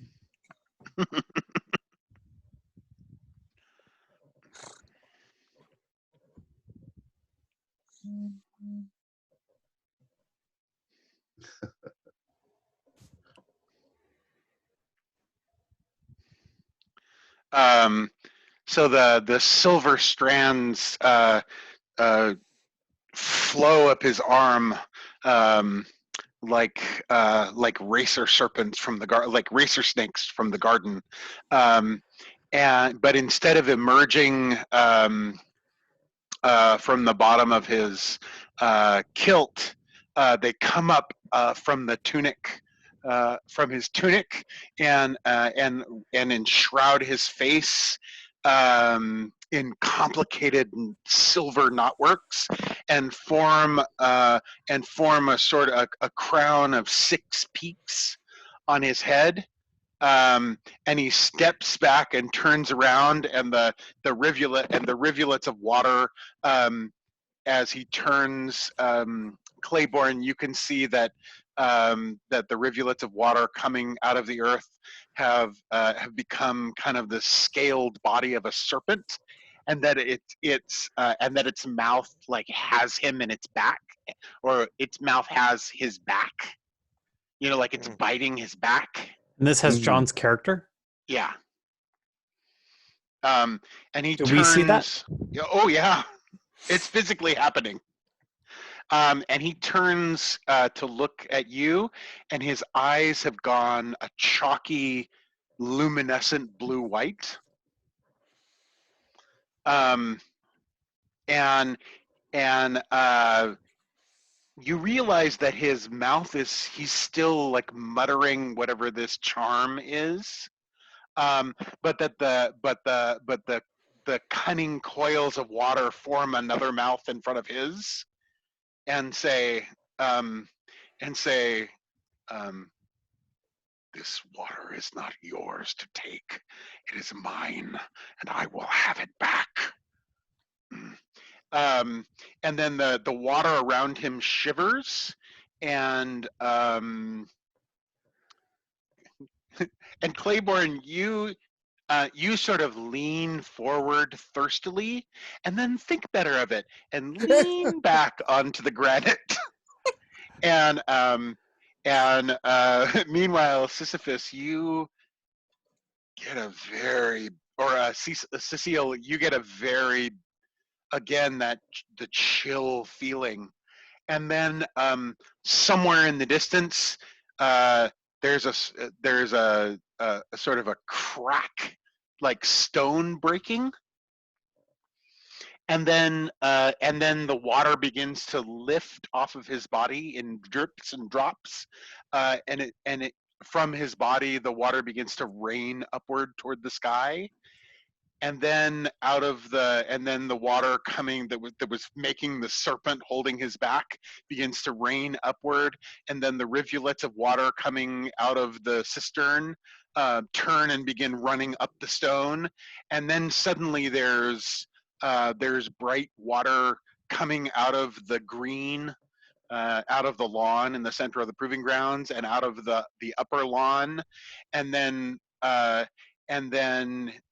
it's a deluge upward out of the earth into the sky. Water is just fountaining out of the earth, but as rain would fall on a heavy day out of the sky. And it's just...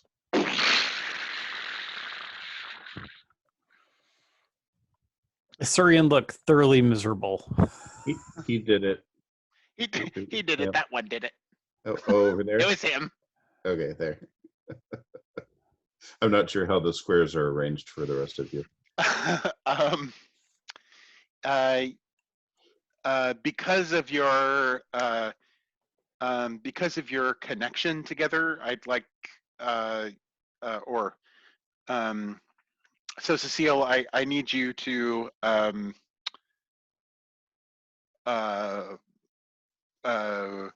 resist getting pulled off of Sisyphus with the rain. Okay. I think that Sisyphus would help me because I have the power tag of one mind. Sure. So I think he can kind of communicate very quickly, like, grab me. Yeah. And then... So this is a move called Face Danger. Okay. When you're using your abilities to resist a malign influence. Okay. And then I think Heart of the Dragon, because this is kind of our old ancestral enemy. But I could also see you tagging my weakness susceptible to the serpent. I'm not going to tag it, but you can if you want. Why would I do it specifically? Because if you do, once a session, if you tag a weakness and you succeed, you can mark attention on that pillar. Okay. And attention is kind of experience points. Okay. Kind of, sort of. Cool. So we're making up for the no rolling last time. Am I out of this? You are. Okay. Thanks for rolling low, John. I appreciate that. You're so welcome.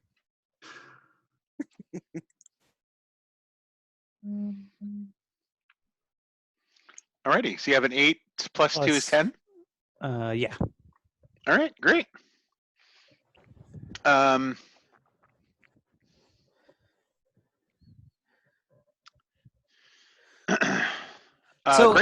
So was it just like the rain that was kind of pulling me up, or was there any like personification of the spirit of the serpent that we were aware of?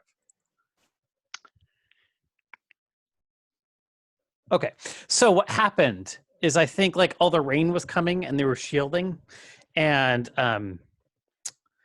Cecile was up there, and I think like some of the rain kind of formed together and like covered his mouth so that he couldn't like scream, and it started to pull him up. And grandfather, almost like a coil around the neck. Right. So he couldn't like and then I think Sisyphus, having their bond, like notices and just kind of comes up slowly, but just sort of brings it around and like severs the serpent and just like grabs his grandson and holds him close. Okay. And he echoes something that would probably be difficult for the Druid to understand, but I think Claiborne understands. I think you understand Sisyphus, kind of language of Earth. Yes. So you hear, Grandpa. You hear the Earth abides, and what the Earth has claimed, the serpent will not take. Mm. And I will take that idea and replenish my own fluids.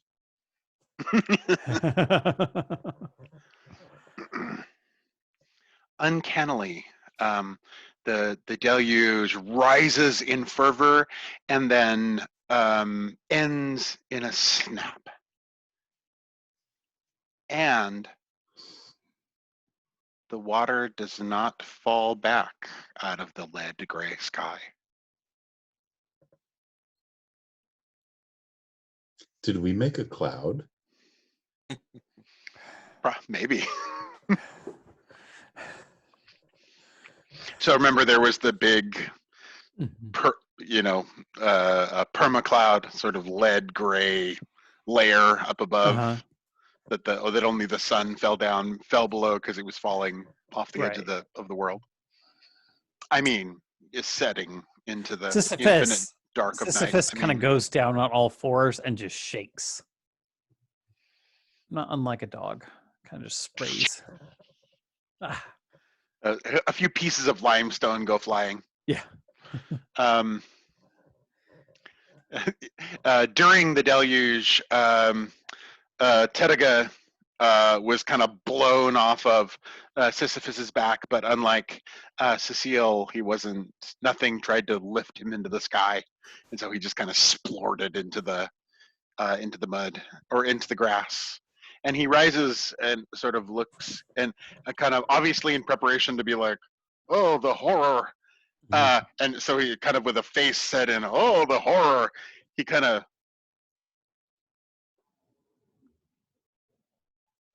That's the most remarkable bath I've had in quite some time. How am I dry?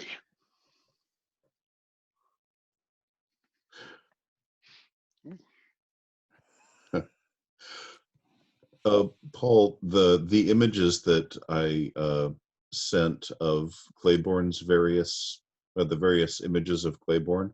Mm-hmm. One of them is very very smooth and kind of noble looking. Mm-hmm. Any way you can bring that up? How did you send them to me? Not in Slack. Oh, that's the Yeah, wrong. they're in Slack in characters, I think. Oh, in characters, right. Yes. A moment, please. If I can find. Oh, Anyway, yes. this is what Claiborne looks like now. Ah. The Oh, 06 I one? like it.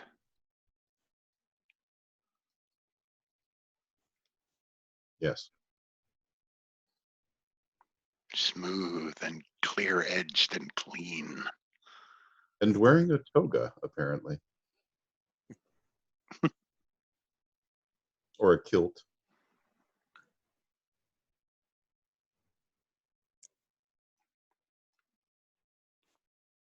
Is Kian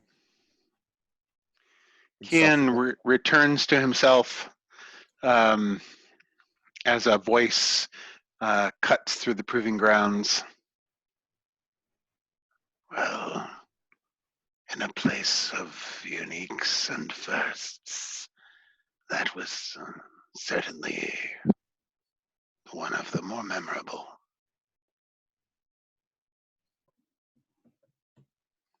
And you look, and there's a gray, patchy, slightly paunchy pantry standing in the shadows of the archway where the flame is. One ear is pretty much gone. The other ear has a big kind of gold cabochon earring in it. Do I recognize the pantry? No. Okay. Oh, I mean, this could be your dude, but I wasn't thinking it was. I don't think so. He doesn't get around as much. Yeah. I just know some of the pantry in the area. He's regarding you with kind of slightly tilted back head and a narrowing of pale gray eyes. Okay. You get a little salute of like, not of submission, but as like one equal might like greet another. He nods to you. Acknowledgement. Question: the water from the cistern, is it still coming out? No. Or is it all empty? Well, the plug is still basically in place, so you're not sure. That's not true. You know all the water is gone. That's what I thought.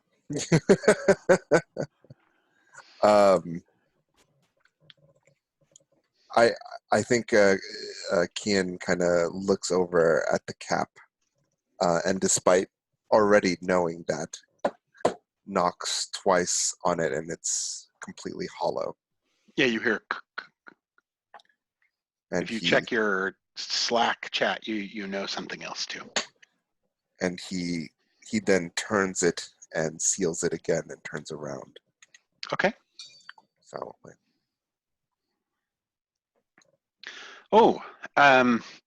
This is our.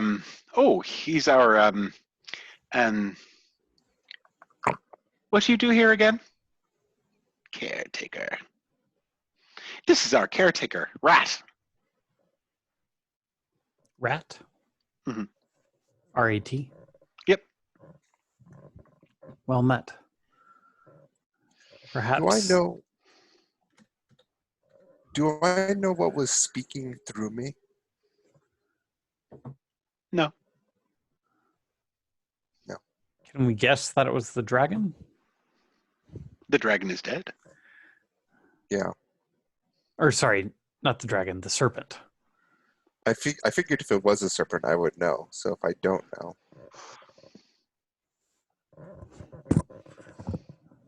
The dragon isn't usually a spirit of a lot of water, though. No, that would be the serpent. Right. I guess it could be some variation of the mist, but the mist doesn't usually interfere like that, right?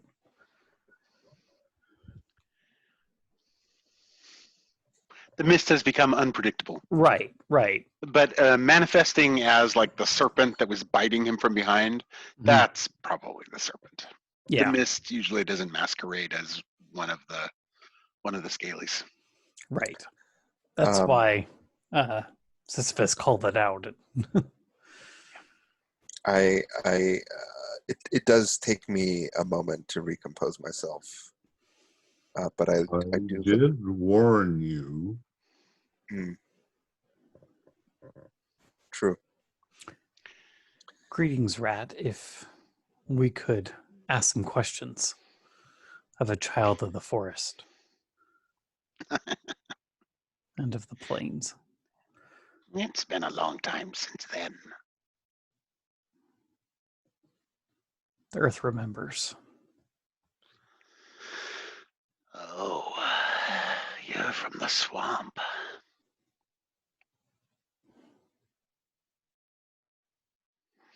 How come you're still wandering around? He says, obviously turning his attention to Sisyphus. And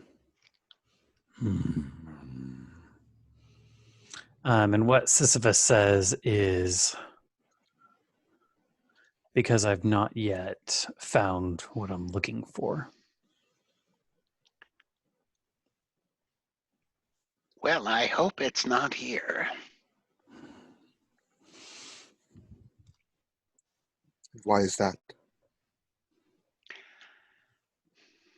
Well, I mean, with slightly yellow, ragged-looking claws, he sort of gestures up and down the sides of Sisyphus. Well, I mean,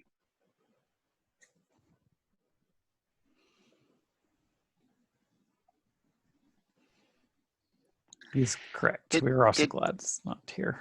Did that come with you? He says, pointing at Claiborne. Yes.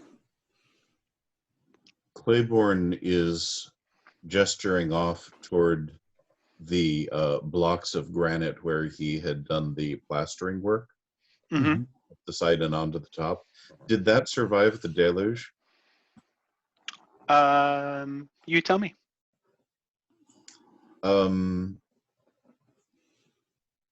It would have been in a muddy form, like unset plaster, and so it probably would have been washed away to some extent. So I think maybe on the vertical surface, because the rain came up out of the grass. Right. Okay. But then on the horizontal surface, no rain came down, and nothing came out of the granite. Okay. So I think maybe on the top it's fine, but maybe it washed away off the vertical surface. Okay, I'm going to go and bend down and restore what I did. Okay. Are you trying for an early pyre, wizard? He says, just kind of gesturing to the three of you. I take a step away. I suppose that would warm you up. You look a little chilled. Blue, in fact. Maybe it's the light. I brush my fingers against the grass. I'm wondering if the grass is now all brown. And like, did the water come out of the earth? Is the earth now dry? Actually, like all the water came up through it, and so the grass actually looks like clean and standing tall and healthy. Huh. Okay. Like grass after a heavy rain. After it kind of stands back up. Yeah. Oops, sorry, I missed that, Dale. What was that? Almost like somebody's trying to show up the dragon who isn't here. Who would do that? That just seems rude. I know, right? I know. Oh, are you still there, Paul? I am. Okay. You just went animated. Yep, I'm just refreshing my coffee. So. Gotcha.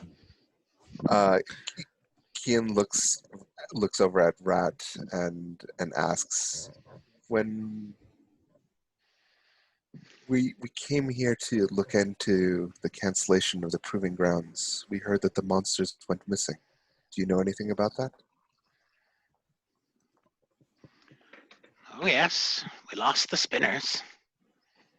The spinners are the spiders, right? Yep. They were using spinners in the proving grounds? Yes. That seems like asking for trouble. And who is going to fight them? He lowers his head and smiles a little malicious cat smile.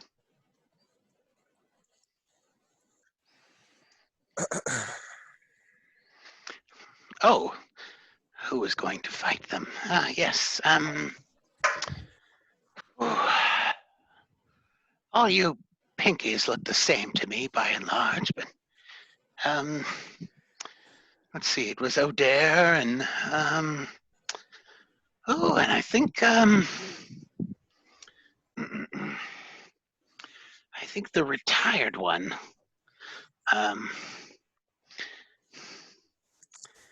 The Lou one. I think he was going to fight them too. Those names sound familiar? Were those the soldiers that came by earlier? No. No. Do either of those names sound familiar? I mean, you recognize Clan Lu as one of the great families of the fallen kingdom of Alay. It's a long way to come.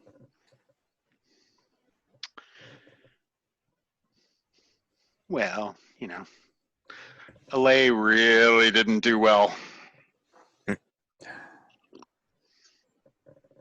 since they're little more than Wolfen.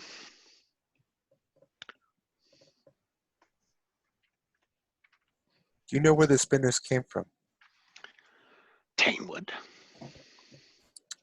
Huh. And where were they being kept before they disappeared? The cages. Can you show us the cages? That way, he says, pointing behind him, back into the tunnels. Cecile says, lead on.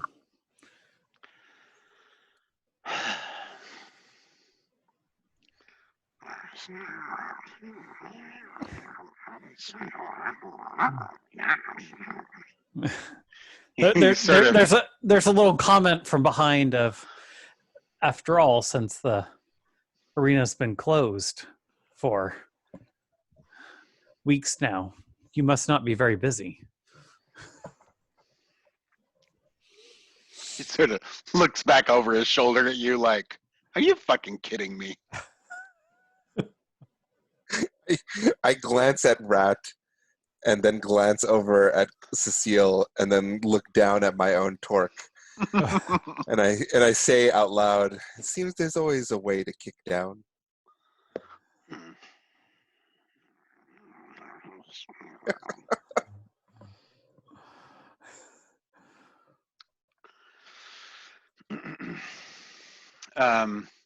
So he leads you back, and there are some branching tunnels with little sort of cells, and you get the sense that the tunnels form a ring underneath the outer, probably just inside the outer granite walls up above. Mm-hmm. And they're cobbled on the inside and slate floored, and so actually quite well cold at this point. But but there are many braziers set into the floor and many torch holders, kind of torch sconces set into the walls. And there are even hooks and some oil candle lamps, like brass candle lamps with cunning holes so that this place could be sort of a merry underground place if it wanted to be. Yeah. Did you say Mary? Merry, yeah. Oh. I mean, if you don't, leaving aside that creatures are being imprisoned and then for routine execution. Yeah, right. But other I'm than walking that, along. very festive. I'm walking alongside Rat, and I turn to him as we're approaching or walking through the tunnels, and I say,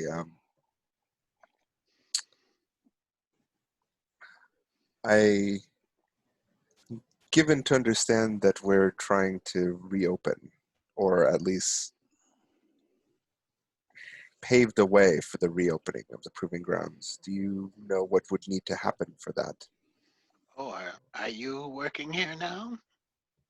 Apparently. Certainly not by my own wish. He grins, and you can see that someone removed his left kind of prominent fang, and someone else seems to have replaced his right fang with a gold one.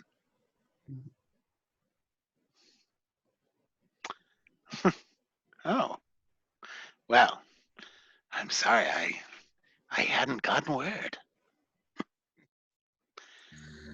Are we planning to reopen? I mean, certainly you pinkies will grow bored with killing each other and want to watch yourselves murder creatures. So that was inevitable, I suppose.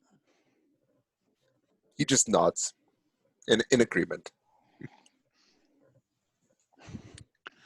It's just up ahead. They were in these two cells facing each other. And you can see there are to kind of you've seen cells with some with a couple of like beams, and then like a kind of a worn, not unpleasant tapestry, but a worn like colorful tapestry hung here and there, that obviously there's some people that either spend some time here or maybe live here occasionally. And you've glimpsed kind of like bedding and like a chest and some basic stuff. I looted. You get 50 gold. And but these are different. There's stout oaken beams to either side, and then there's sort of a tall, slender door that runs up, and it doesn't quite fill the sort of the arch that it composes, but and it's not bars, but it's like woven brass. So it's like long thin beams of brass that are kind of woven together like a basket would be. The work is rather cunning, if a little tarnished with time and possibly other things. And the both cells, the doors are closed, and you can see there's a it would be out of reach of somebody inside, but there's sort of like a bolt, and then there's a chain that kind of goes from the bolt to a ring in the floor, so that you can pull the door closed and then hook it to the ring, and the door can't be pulled open, even if the bolt is pulled back.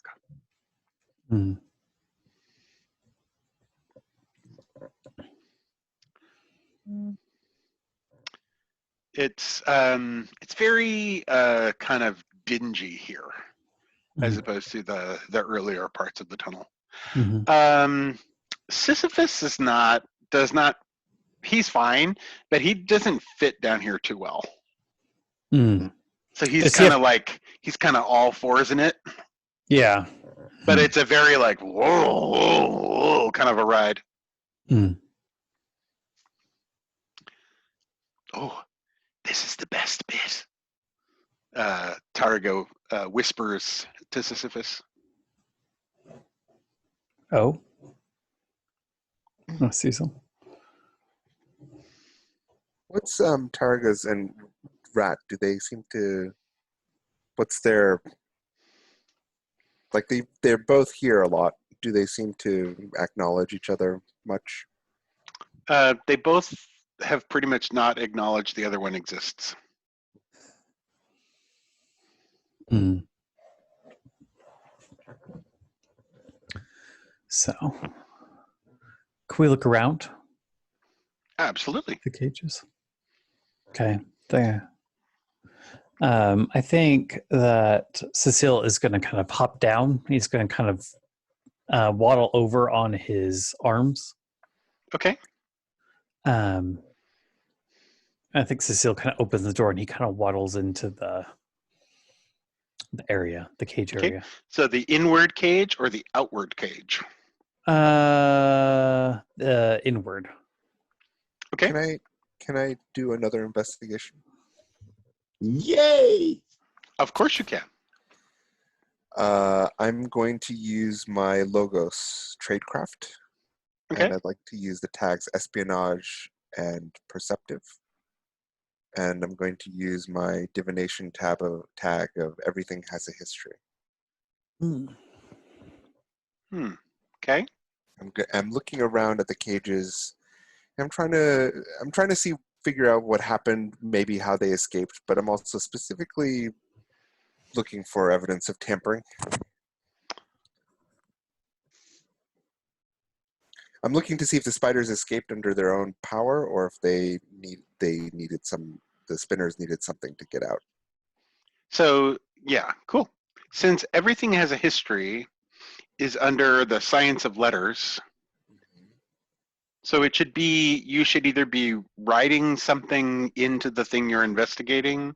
Okay. Or trying to elicit, trying to somehow do something to the surface to reveal letters. That you're sort of the sort of organizing as a result of your magic. Can I use the deck? I know, I don't have time or space to do an entire ritual, but for a investigation, could I use the deck? You could. This sounded like something other than the deck, so I'd love to keep going in that direction. That's fine. I'm not saying you can't. You can. I'm just trying to clarify, what the magic is that you're using to do this. Yeah. No, that's fine. I think the way I see, so here's how I see Kian do it. Performs this is he enters into the cell, and kind of relying on his keen perception and his kind of deduction, looks around and looks for the kind of traces of where they were moving around, and every time he kind of connects dots in his head where he's like, oh, okay, this is where the spinner was before the door opened, and this is the thing that was connected to the door, or the way the lock was open. Every time he kind of makes a deduction, he goes to the place of that insight and draws a letter in either the dust or the sand, or if it's on an object, he'll kind of carve using his fingernail, just very gently, a rune into it. So this area is very grungy and sooty for whatever reason. So it'd be very easy to kind of super easy. Yeah. And then I think for other people, as they're watching him do this, every time he does it, all the letters that he's done up to that point get a little bit brighter. So the first time he does it, it just looks like he's kind of scrawling something into the soot. The second time, there's oh, did something happen there? And then the third time, it's oh, it's actually kind of glowing a little bit. Mm-hmm. Roll. Okay. Cool. I love it. So you're tapping everything has a history, tradecraft, or espionage and perceptive. Yeah. And you're tapping espionage because sabotage or escape. That seems like that would be in tradecraft from a confined place, or whether somebody from the outside was fucking with it, or all those things sound like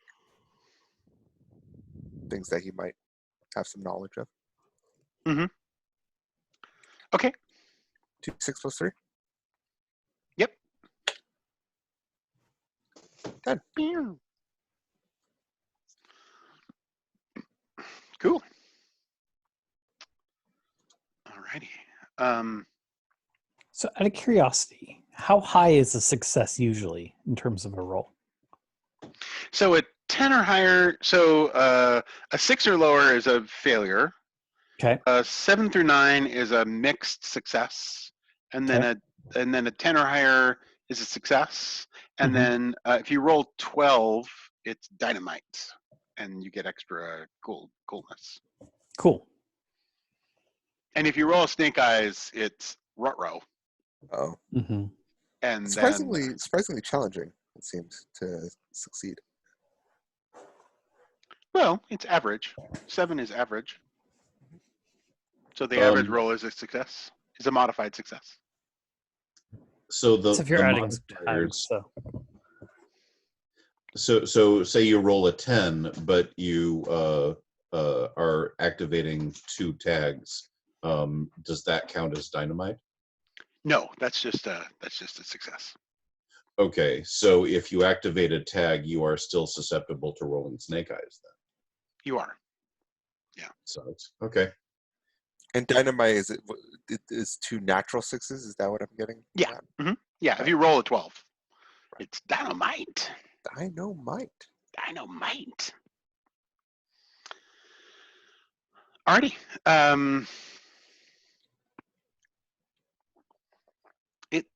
It's obvious to you that someone clever was kept in this cage, and they tried really hard and unsuccessfully to get out. Until they did? There's no signs of a successful escape. Okay.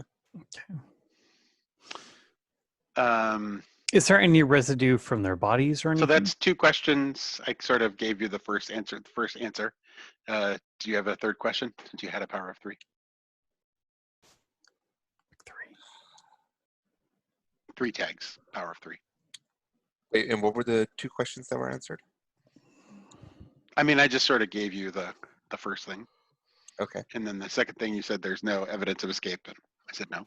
Oh, okay. I see what you mean. You could ask if there's like a residue of power, what might have affected it. I was going to say, is there any evidence of outside influence?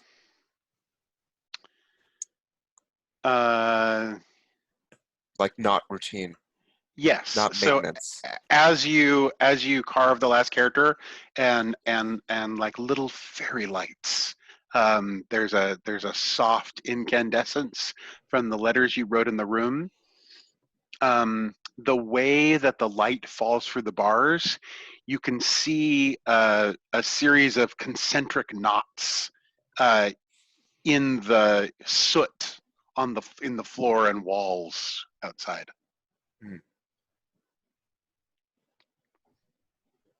It's kind of like, you know how there's a white wall and then you turn on like a weirdly colored light and then you can see like, oh, there were different colors of paint used to paint the wall, or like the light shines sideways and you're like, oh, that was a flat pane and that was a semi-gloss and that was oh, and there's obviously a patch there, and it's like that. So as the incandescence of the letters falls through the mixed apertures of the grate, you can see spaces of, there's a whirling of knotwork inside the cell. Toils up. It's actually out in the hallway. Oh, okay. And so, meanwhile, across the hall, Mm-hmm. so you kind of into the cell, Uh-huh. and you find evidence of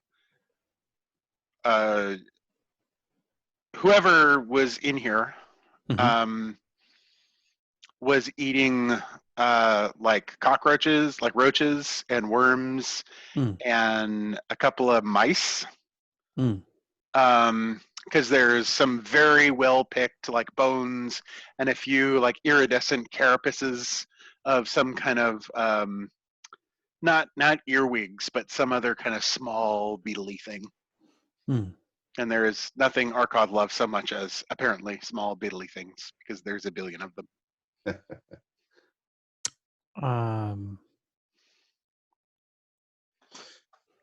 So the insects are a little bit below my notice because you kind of gotta draw lines somewhere. But okay. There's a certain limit to how far like empathy can go. Oh, yeah, I see. You know, like it's like, sure, like the Buddhist like idea of like, you know, don't hurt anything, but at the same time it's like sometimes you got to step on the grass because that's the only way right. to get where you're going. Yeah. So, life feeds on life. Right. Yeah. But I think there's some of the mice and some of the larger creatures, and he wants to one kind of like settle. I think he's going to kind of gather some of the remains. And also he's going to try and. So it's not remains; it's just bones, and then the iridescent carapaces of beetles. Okay. So I can't. And maybe some like casings of earthworms. Okay, so I probably couldn't do Earth's last rites then. Yeah, I don't think so. They're probably too. There's probably not enough intelligence in those creatures anyway. Yeah, there's just not enough left. I know something about this. What do you know something about? What do you know, Claiborne?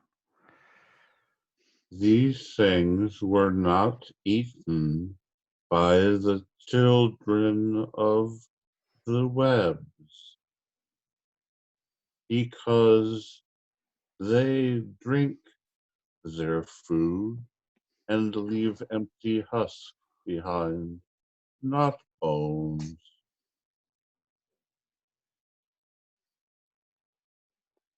I assure you, the last denizen of this cell was a spinner, says Rat.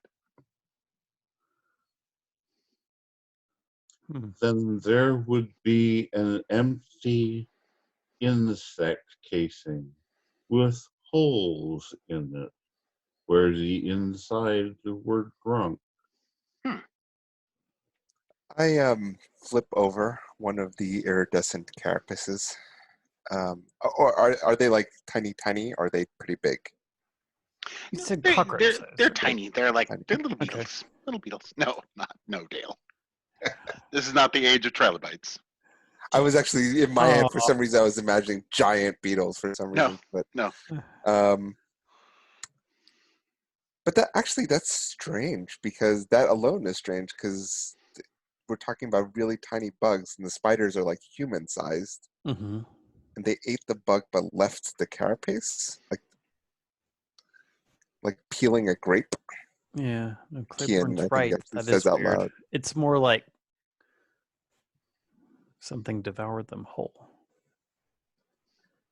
or that they were devoured by many tiny. Say again, Dale. The ant people would do this. I was thinking the same. Strip the bones, leave the wings. Wait, people? Ant people? What are ant people?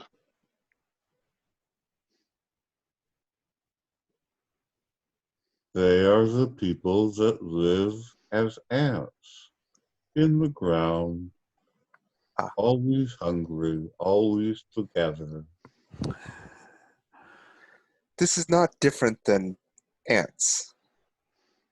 No, I think you call them ants, but I think of them as ant people. Well, naturally.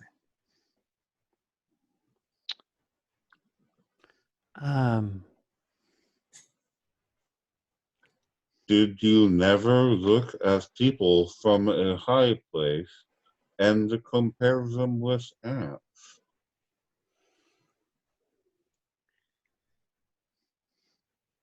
My people aren't notorious for their ability to fly. I'm sure I've been compared to an ant before.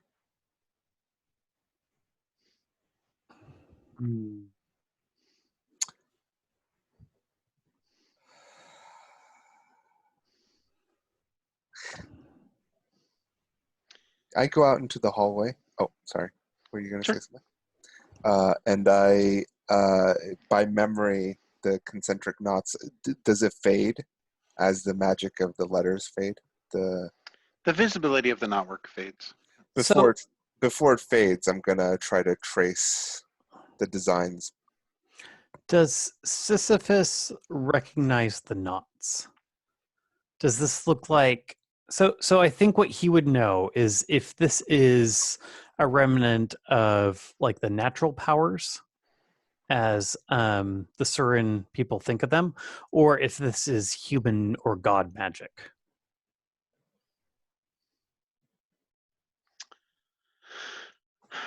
Because if it was of the dragon, of the serpent, or of the mist, I think he could kind of figure that out. If it was otherwise, then it would probably be a mystery. Yeah, this isn't a smack of the dragon. Okay. As I'm kind of drawing out these concentric knotwork, does it look familiar to me as a tree?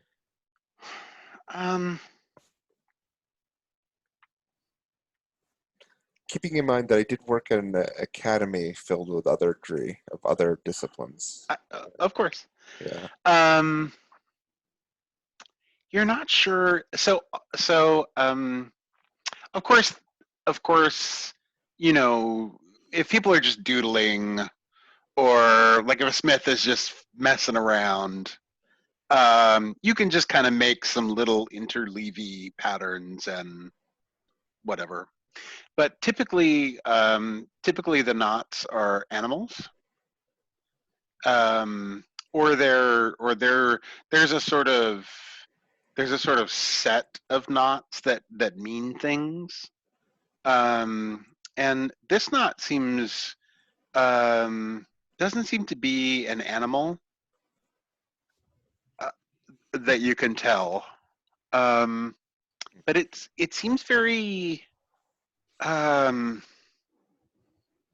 orderly, like it's symmetrical, and it has very clear patterns in it, and you don't get the whole thing, so you're just kind of like, you're quickly like, oh, I see, this is like there's like a ring here, but then it sort of goes out into, okay.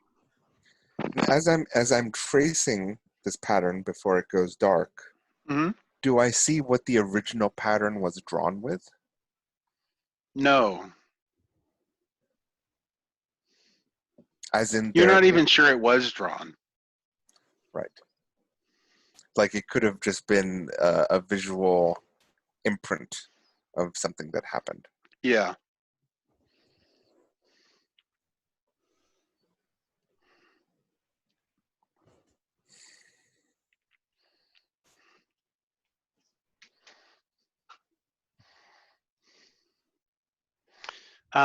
There are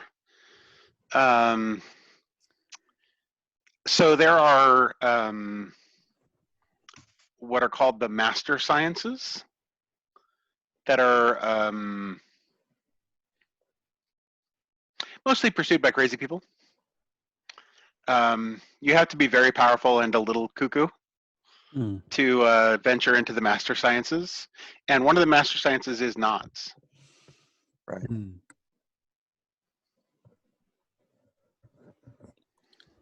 What kind of person would know about knots in Tuhal? Oh. What sort of Dree would know about knots in Tuhal? Well, the mage hunters do learn a lot about all of the sciences in order to know how to fight them. How long did the path take to get here? To the Proving Grounds? It was 1 mile? Yeah, it's like 1.5 miles. So not too far. Yeah. So in other words, we could probably go back and talk and then come back. Yeah, it's like a half-hour amble over hill and dale. Don't walk over dale. It's not polite. So, Paul, I know we didn't really specifically work out the ritual that I would use with the deck. Uh-huh. But I think whatever it is takes time. I think I would like to do that here. I would like to ask a question before we leave. This would be a bad place to do it because although Oh. you are clean, this is a very dirty place. But if I were to leave the cell and go upstairs to where the rain has cleaned everything, that seems like it would be a wonderful place to do it. Sure. Yeah. So I think I turn to Cecile and Claiborne. I'm going to be occupied for about an hour. I think after that I'll be heading back. Unless either of you have other things you want to look into while we're here. Okay.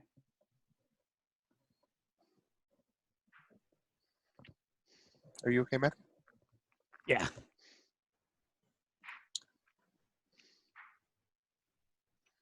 I will play. He just smiles at Claiborne and proceeds out, assuming he's following. Do you play Hurley? I have some sticks. Says Targa, who's been sitting in the dirt in the soot, getting his gray cloak gray again. Gray. Yeah. And so what I think how the ritual actually plays out is it's not so much about personal cleanliness, although I think cleanliness of the place that he's playing is important. But I think it's a trance.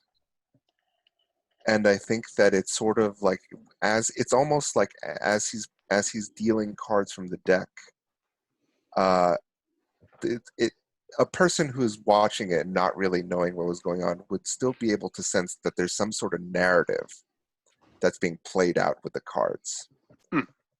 And the narrative isn't always the same narrative. The narrative is a stream of consciousness. And as he's playing this kind of game of solitaire, or if Claiborne is there, he might actually incorporate another player into the game. But as you play this game, certain bits of the narrative change, and in a way that would be impossible, certain cards and certain combinations of cards come out repeatedly, and so it's kind of like the narrative evolves, and the evolution of that narrative as he's dealing the cards, and it takes a long time because it's that evolution of the narrative that actually gives him the narrative that answers his question, if that makes sense. So it's like there's Lovely. a meta narrative of the narratives, and the meta narrative is the answer. And I think he asks, so first he deals Claiborne in. And I think Claiborne might be one of the only people he's actually trusted beside Mart and possibly Cecile to see him do the whole process. But he asks the question, what am I missing here? And then he begins playing. Claiborne, are you playing the game too? John, you mentioned something about the cleanliness of the area being essential or preferable. Mm-hmm. Maybe. Considering that Claiborne has moist hands made of clay, are you sure you want him to touch your cards? I think that if Claiborne seats himself down and plays, the way that happens is Claiborne just points, and Kian takes the card for him, and So like if a trick is going to be kind of like he doesn't. It's not a game where you're playing with hands. All the cards that are being dealt are coming out face up on the playing surface.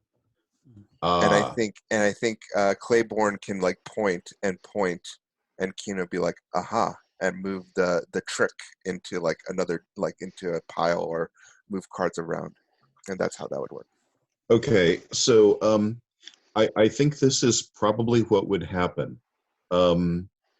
You would sit down with Claiborne and explain what you were going to do, and you would at some point fairly quickly realize that Claiborne is not making any distinction between cards that are turned up or down or away from him. Mm-hmm. And you begin to realize that to him they are only shapes. Right. With no images on them at all.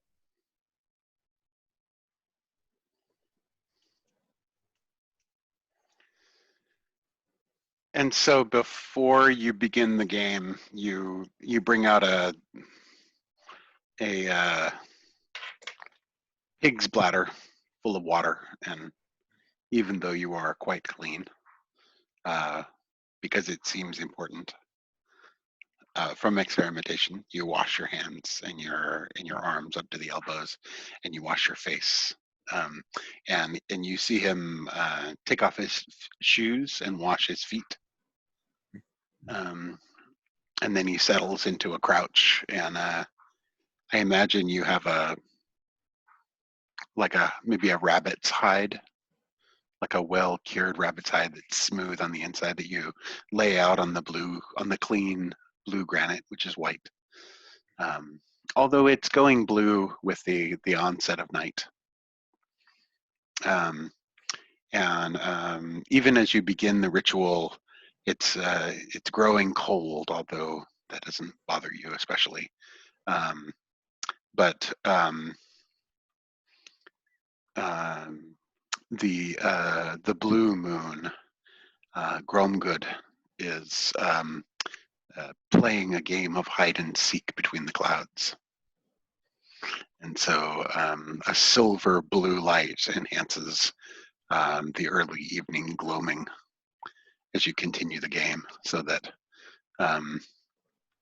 everything seems a little cast in shades of gray and blue. And perhaps it isn't so mad that Claiborne attends to the shapes the cards are making rather than the shapes on the cards. While this is going on, what are you doing, Cecilifus?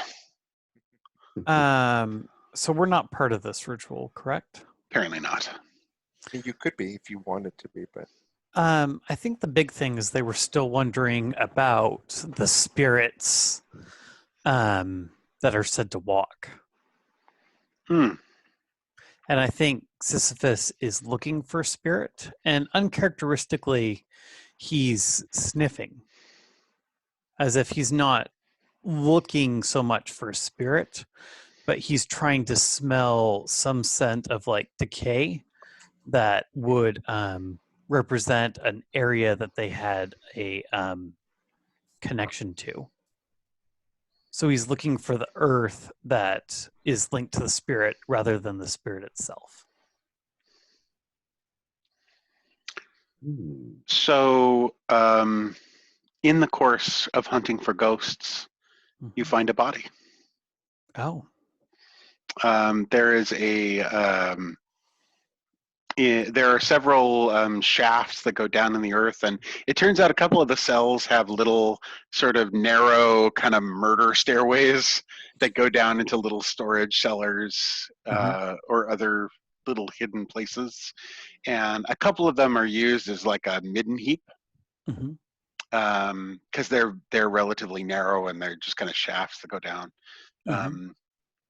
But you get to one of them, and Sisyphus can clearly smell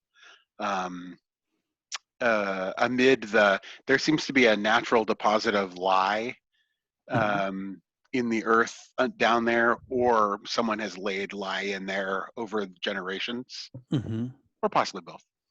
And so there's a natural kind of cover and a sort of like acidic smell, but even over that, you clearly smell the scent of a body rotting in the dark and kind of dissolving in the dark.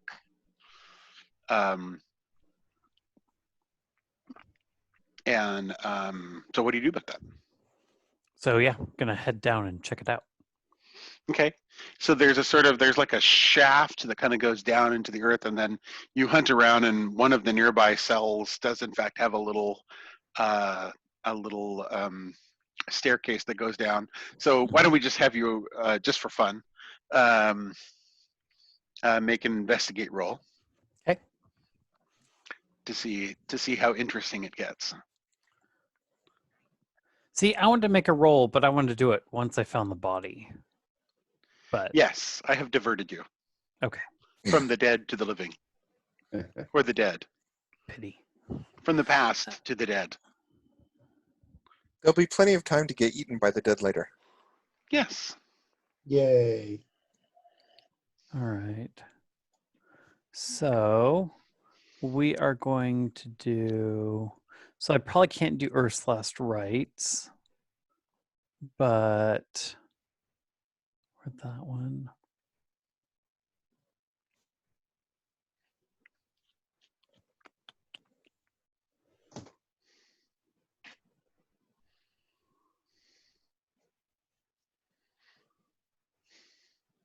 Yeah, I might rework some of the power tags because a couple don't work, but I don't think I have anything that specifically helps with just physical investigation. Okay. Most of mine is kind of more the spiritual realm, so it's unlikely he will do very well. Well, on average. Oh, all right. Oh, that died. Hold on a second.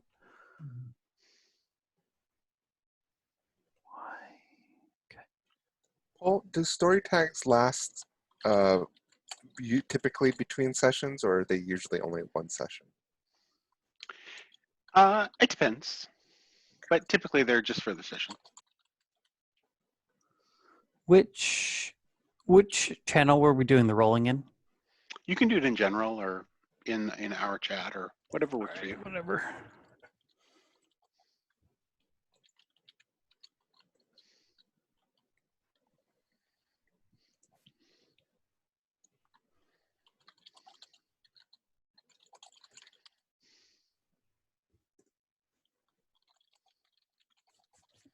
Nine. An 8.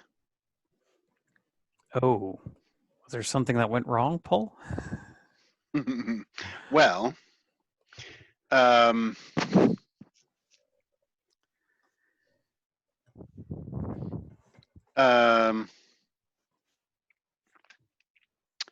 so you know there's a body down there, but the smell of lye is strong, and the tortuous little hallway is much too tiny for Sisyphus.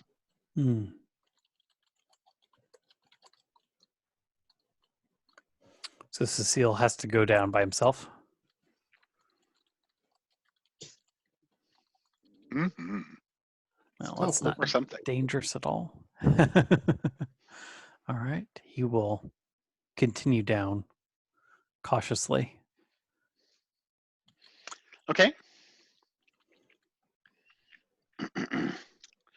So you make your way easily enough down the steps, having lived a life before Sisyphus. But on reaching the bottom, you realize there's a few problems. One, it's very dark down here.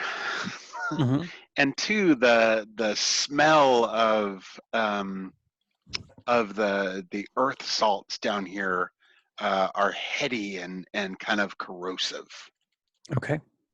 And so you can see a shaft of light coming down from above, and you see you see a sort of crudded up mess with like drippings from the white ceiling all over it, at the edge of the shaft of light, and there's something kind of gleaming in it,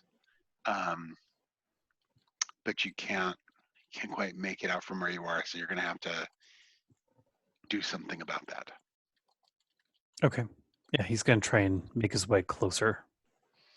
Okay. All right. So there is a toxic environment 2 danger here.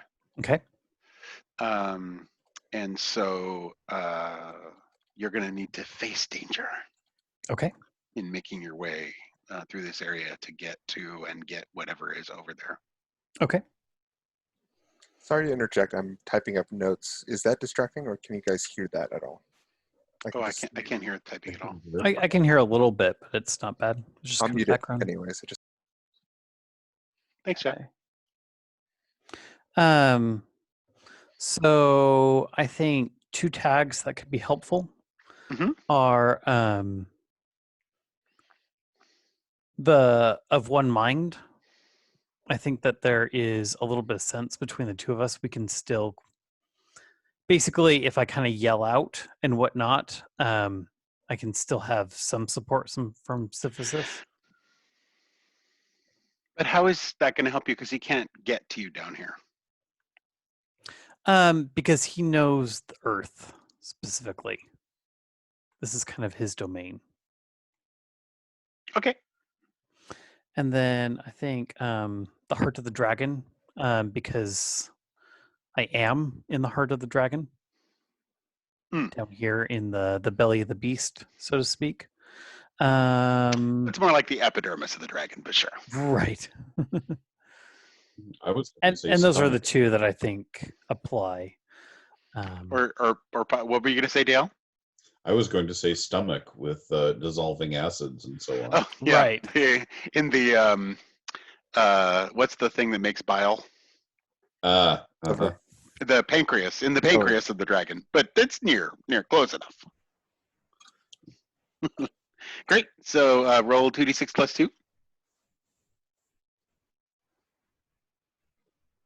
Oop, no, I did it wrong.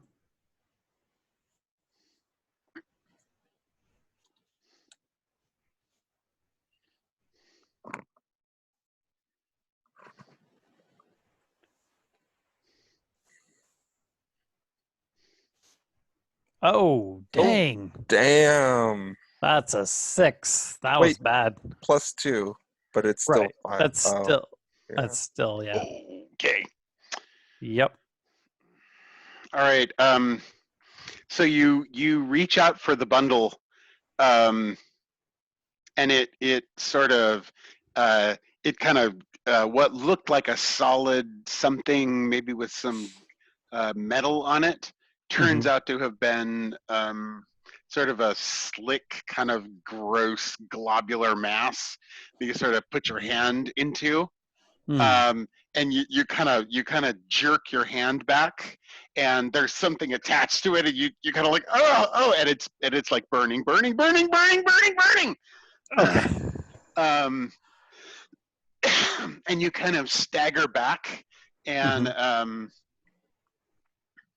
and then and kind of wipe it off on the sort of earth over near the entranceway. And there's sort of a foul kind of exhalation of toxic fumes and like like buildups of internal gases and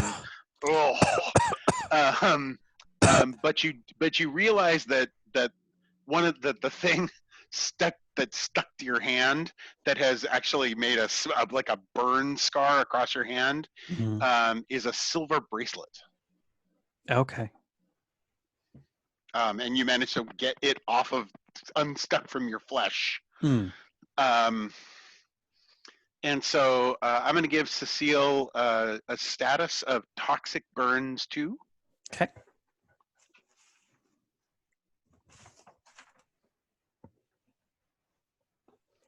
And then how does one heal?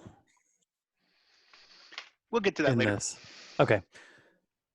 Unfortunately, Sisyphus is good at healing. Cecile is not. Yeah.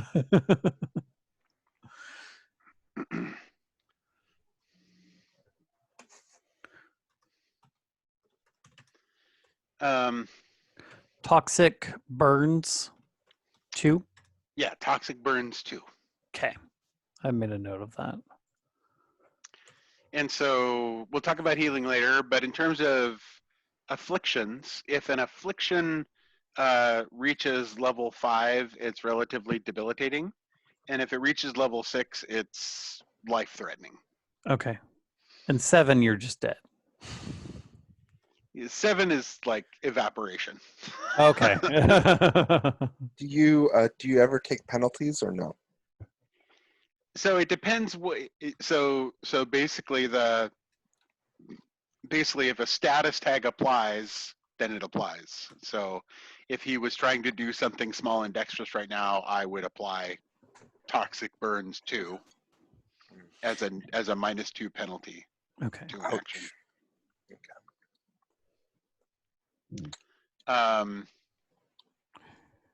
Dale, you still awake?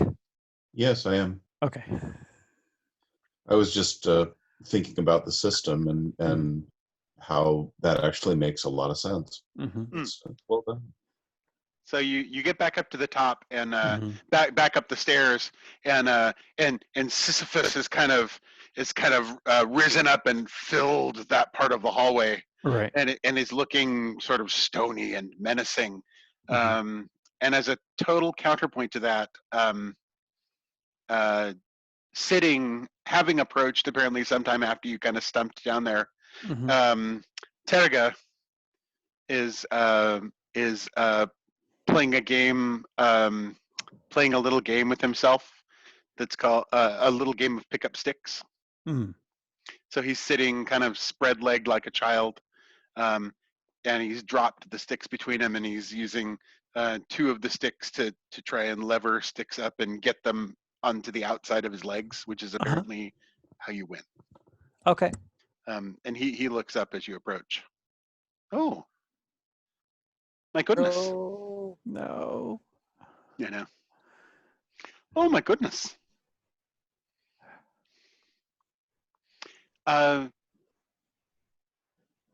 We don't go down there. Starting to see why. Oh, what's that you have there? Token from down below, and he just sort of hands it to Sisyphus, who I think kind of cradles it, the small little thing in his giant palm, and then he sort of gets helped up on the shoulder to kind of rest. And so the little bracelet is just sort of dwarfed by the giant Surin hand.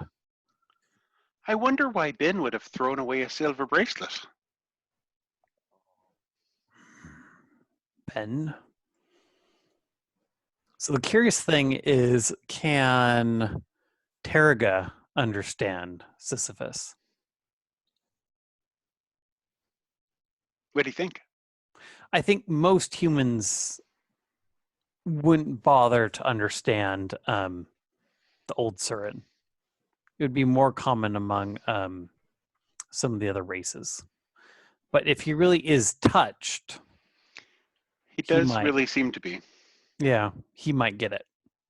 He seems to, I think he seems to understand. Sisyphus is fine.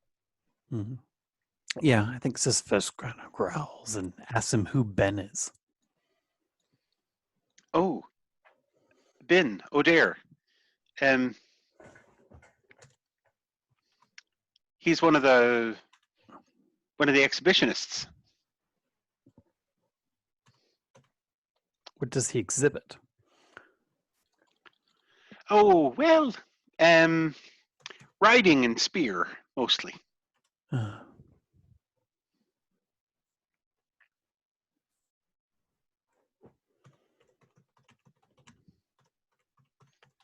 But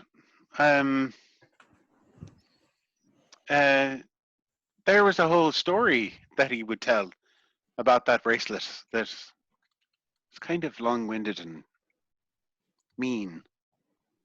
And so it's curious. He must have been done with that story. Have you seen? Did you say it was Ben or Bin? Bin. Ben. Have you seen Ben lately? Oh no, not for a couple of weeks. Hmm. He was one of the ones supposed to fight the spinners. Mm-hmm. All right. I wonder what Bin's news story is.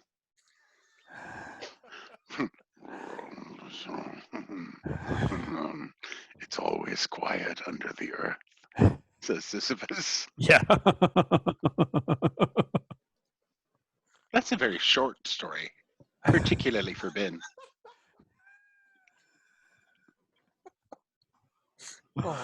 Oh. All right, John, what are your tags? My tags for this would be the deck,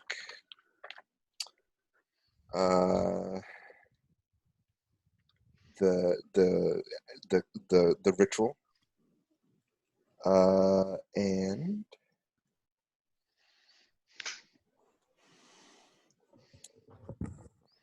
Sorry, the ritual is a tag? well, I before remember the tag was I can converse with inanimate objects, and we decided not to do that. Oh, yeah. So instead of that, it's whatever this ritual is that I'm doing with the deck. Okay. I'll come up with a nicer tag for that. But so there's those two, and then I think the serpent is patient because I'm taking the time to do this. Cool. I like it. All right. 2d6 plus 3? Roll. Oh, that's why I'm seeing them as pop-ups, Matthew, because you're doing it in the simple communion instead of the archive Slack. Oh. D6 plus 3. Sorry about that. Oh. Boop. Oh, well. Yeah. Big success. Claiborne is helping. Could Claiborne do a thing?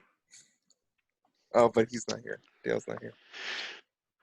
Okay, so so you get 3 questions, but the answers are going to be mysterious.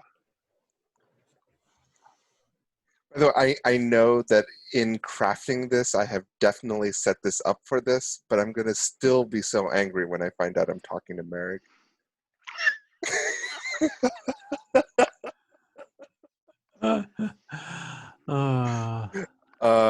Okay, so question 1.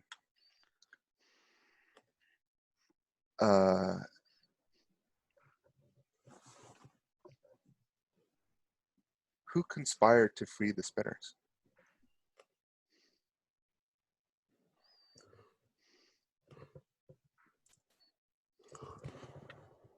I'm going to take notes.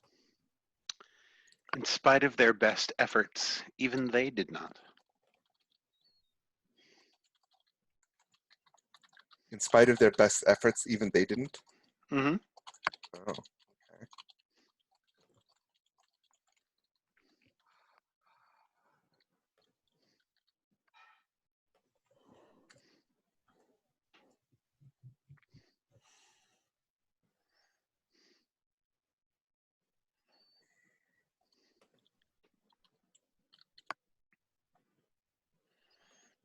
How many were involved?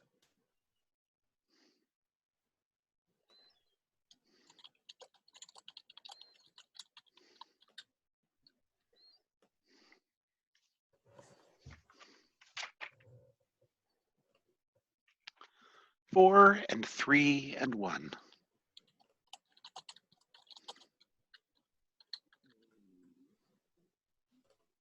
Where can I find the 1?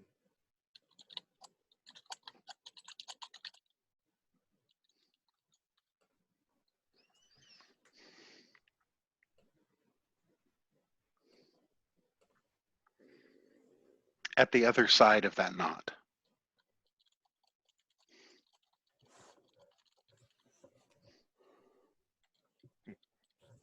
Alrighty.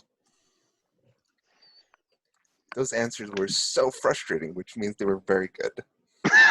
Oh, I'm sorry. No, that was perfect.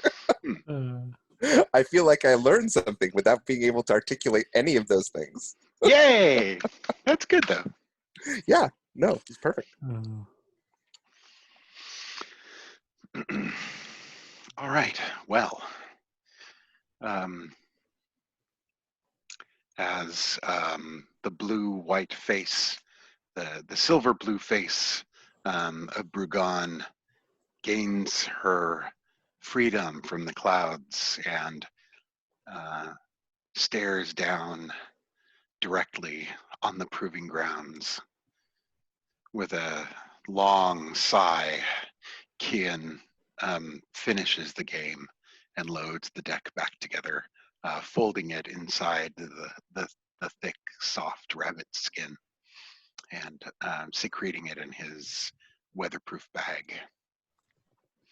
I mean, I don't want to. I'm sure Dale will have a thing when he comes back, but in my head, the way I envision it playing out is we start, and as Dale described, like, Dale's pointing at cards that are face down. Mm-hmm. But I let that be part of the game, and so it fucks everything up. And then by the end of the game, everything actually is now clearly organized. But when I kind of intuit the answer of on the other side of that knot, and Claiborne isn't there. Oh. As I come out of the trance, I realize at some point. Right. Yeah, he walked away. I think Rat is perched nearby. Oh, yeah. Squinting at you and the cards. Divination. Useful then. I know that you probably don't approve. I say gathering the cards up. It isn't the place of a mere servant and a slave to approve or disapprove of anything, particularly the actions of the wise. Well, at least you're in the right kingdom for it.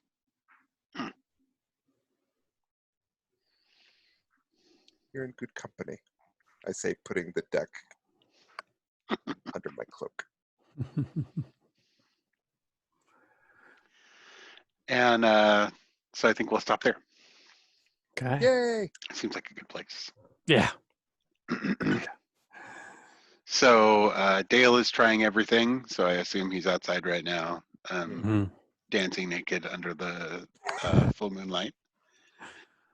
Which is probably why the internet is not working. Was very distracted. Yeah. It's like, oh. Wow.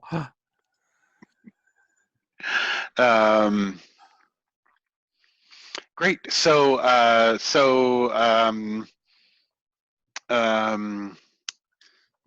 moments from the game that you like for your character, or moments of your fellows role playing that sat with you.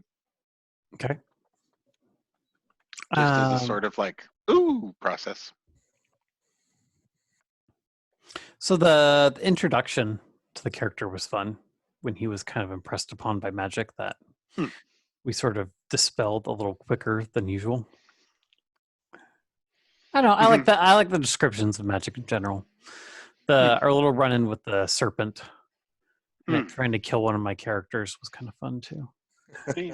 I feel like that's generally how interactions. Since I'm here, right? I kind of feel like with Sisyphus and Cecile, that's kind of how interactions with the serpent usually go. It's like, oh no. I really You like are dragonborn, like I don't need you here. I really liked how actually I liked how you did your connection with the dragon, specifically like when you reached out to not Taraga at the near the beginning. I remember that was pretty cool, and I liked the interplay between the dragon and the serpent, like how that there's like, even though our characters are harmonious, that Right. our powers aren't. Yeah. And I felt like the fact that I did something very kind of openly, or rather the other way around. I was doing something rather covertly, but I was doing it in the open. There's Dale. Oh, did Dale come back? Yeah. Hey, Dale. Hello. Welcome back. Thank you. That only took about 10 minutes. Glad you made it. Me too. So we're kind of doing a wrap up. So we're talking about things from the game that we enjoyed. Okay. So this is geeking out during the credits. When I dropped out,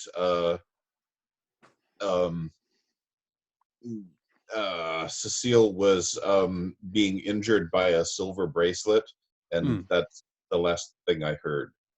Where did we get after that? You played a long game with Kian that he seemed to win. Oh. I am happy for him. And then you went to see, since all of the water went out of this place, you wondered how the grass was outside and went to check. Oh.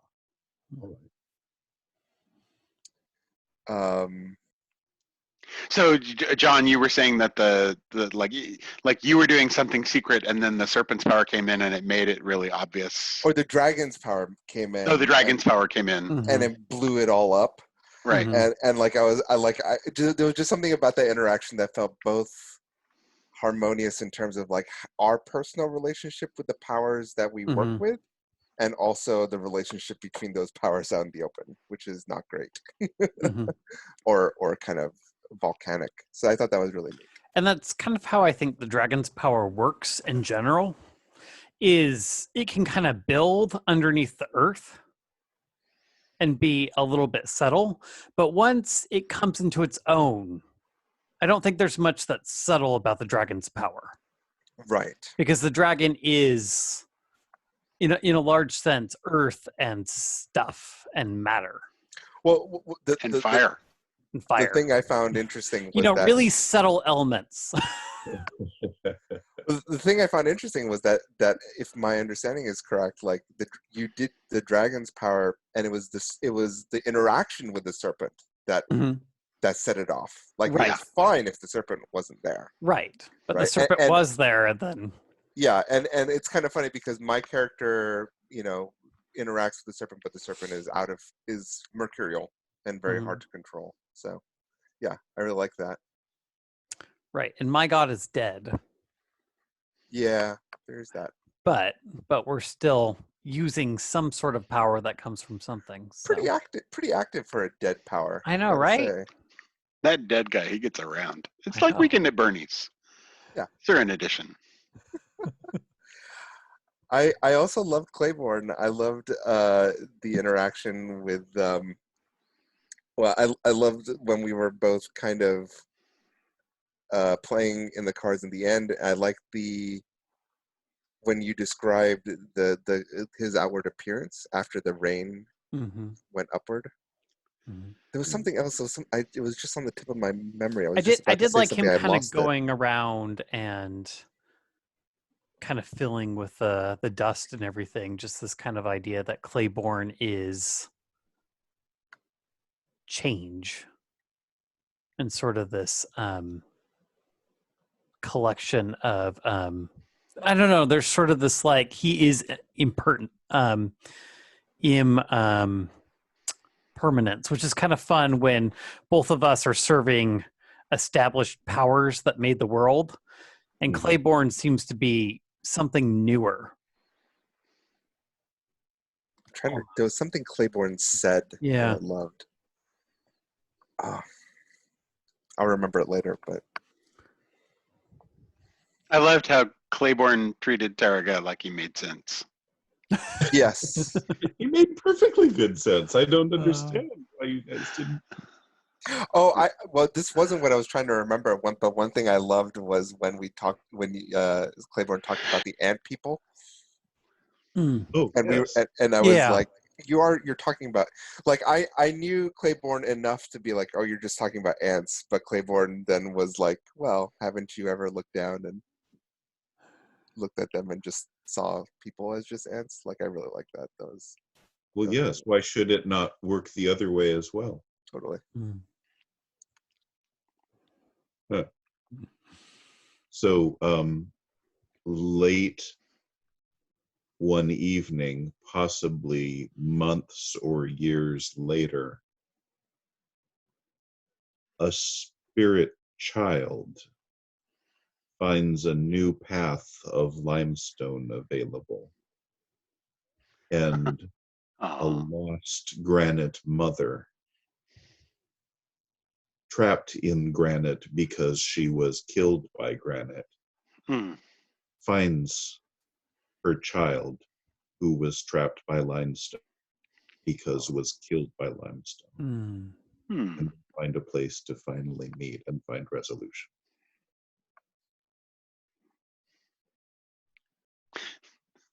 And I think after they hug and sort of dissolve into motes of stardust, there's a soft voice nearby. I knew it's going to work out.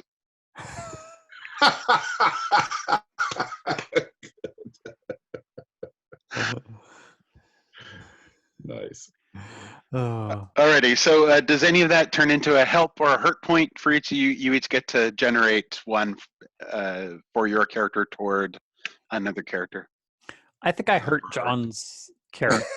I think my dragonness kind of scuttled and kind of disrupted some of his plans. So I think that would be a hurt point. So that would be you having a hurt point toward him. I don't know. What do you think? That sounds like I him would having a think hurt so. point toward you. Yeah, it does Yeah. sound like that. So I think John Yeah. gets a hurt point towards my character. Well, I mean, Yeah. actually, I think it makes sense both ways. I used my hurt point against you this session, so Oh, that's true. I feel like it's turnabout's fair play. You can have a hurt point towards me. That Okay. seems totally fine. I mean, and that's what happened in this session. Yeah. But so wait, do we get one total or one for each player or one? Each player can generate up to one or help point at this point. You can generate I, up to one for one of the other two people. I could see. So you can give to yourself a help or hurt point toward another character. Right. So I have a suggestion.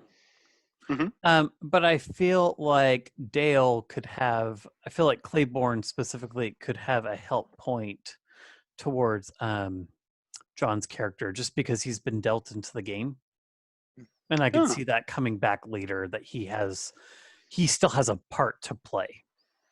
Oh, Nice. he left early. Yeah, I like that. Yeah, All right. So he still has a card left to play. So,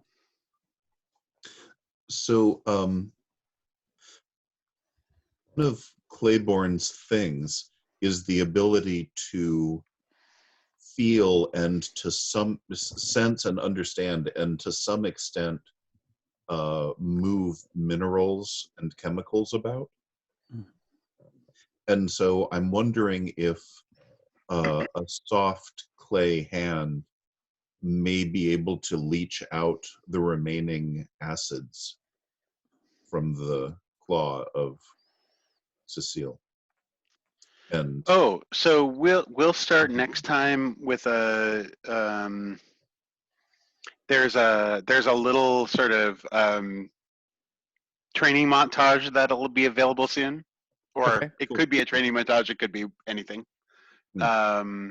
and you can do that kind of a thing during the montage. Cool. Okay, awesome. So Alright. I think I would like a. Can we take a hurt point towards each other? Like, can I have one? Sure. Yeah. Absolutely. So. In fact, it's very common. That sounds right. So like, yeah. The in our City of Mist game, the Voodoo Priest and the Angel would often get hurt points toward each other. That makes sense. For, reasons. Mm-hmm. We have to save him. I'm trying to save him. No, you're not. You're fucking him up. No, I'm not. You're fucking him up. I know it. I know you are, but what am I? Exactly. Alrighty. Well, this has been I'm made of glue and you're made of glue. Everything's sticking to both of us. Make it stop. Oh no, we're merging. Ah! Oh, that wouldn't be Alrighty. good. Well, thank you all for being here today. I hope you enjoyed our second session, the Spiral. Yay! And I'm looking forward to our third session, and I'm going to hit stop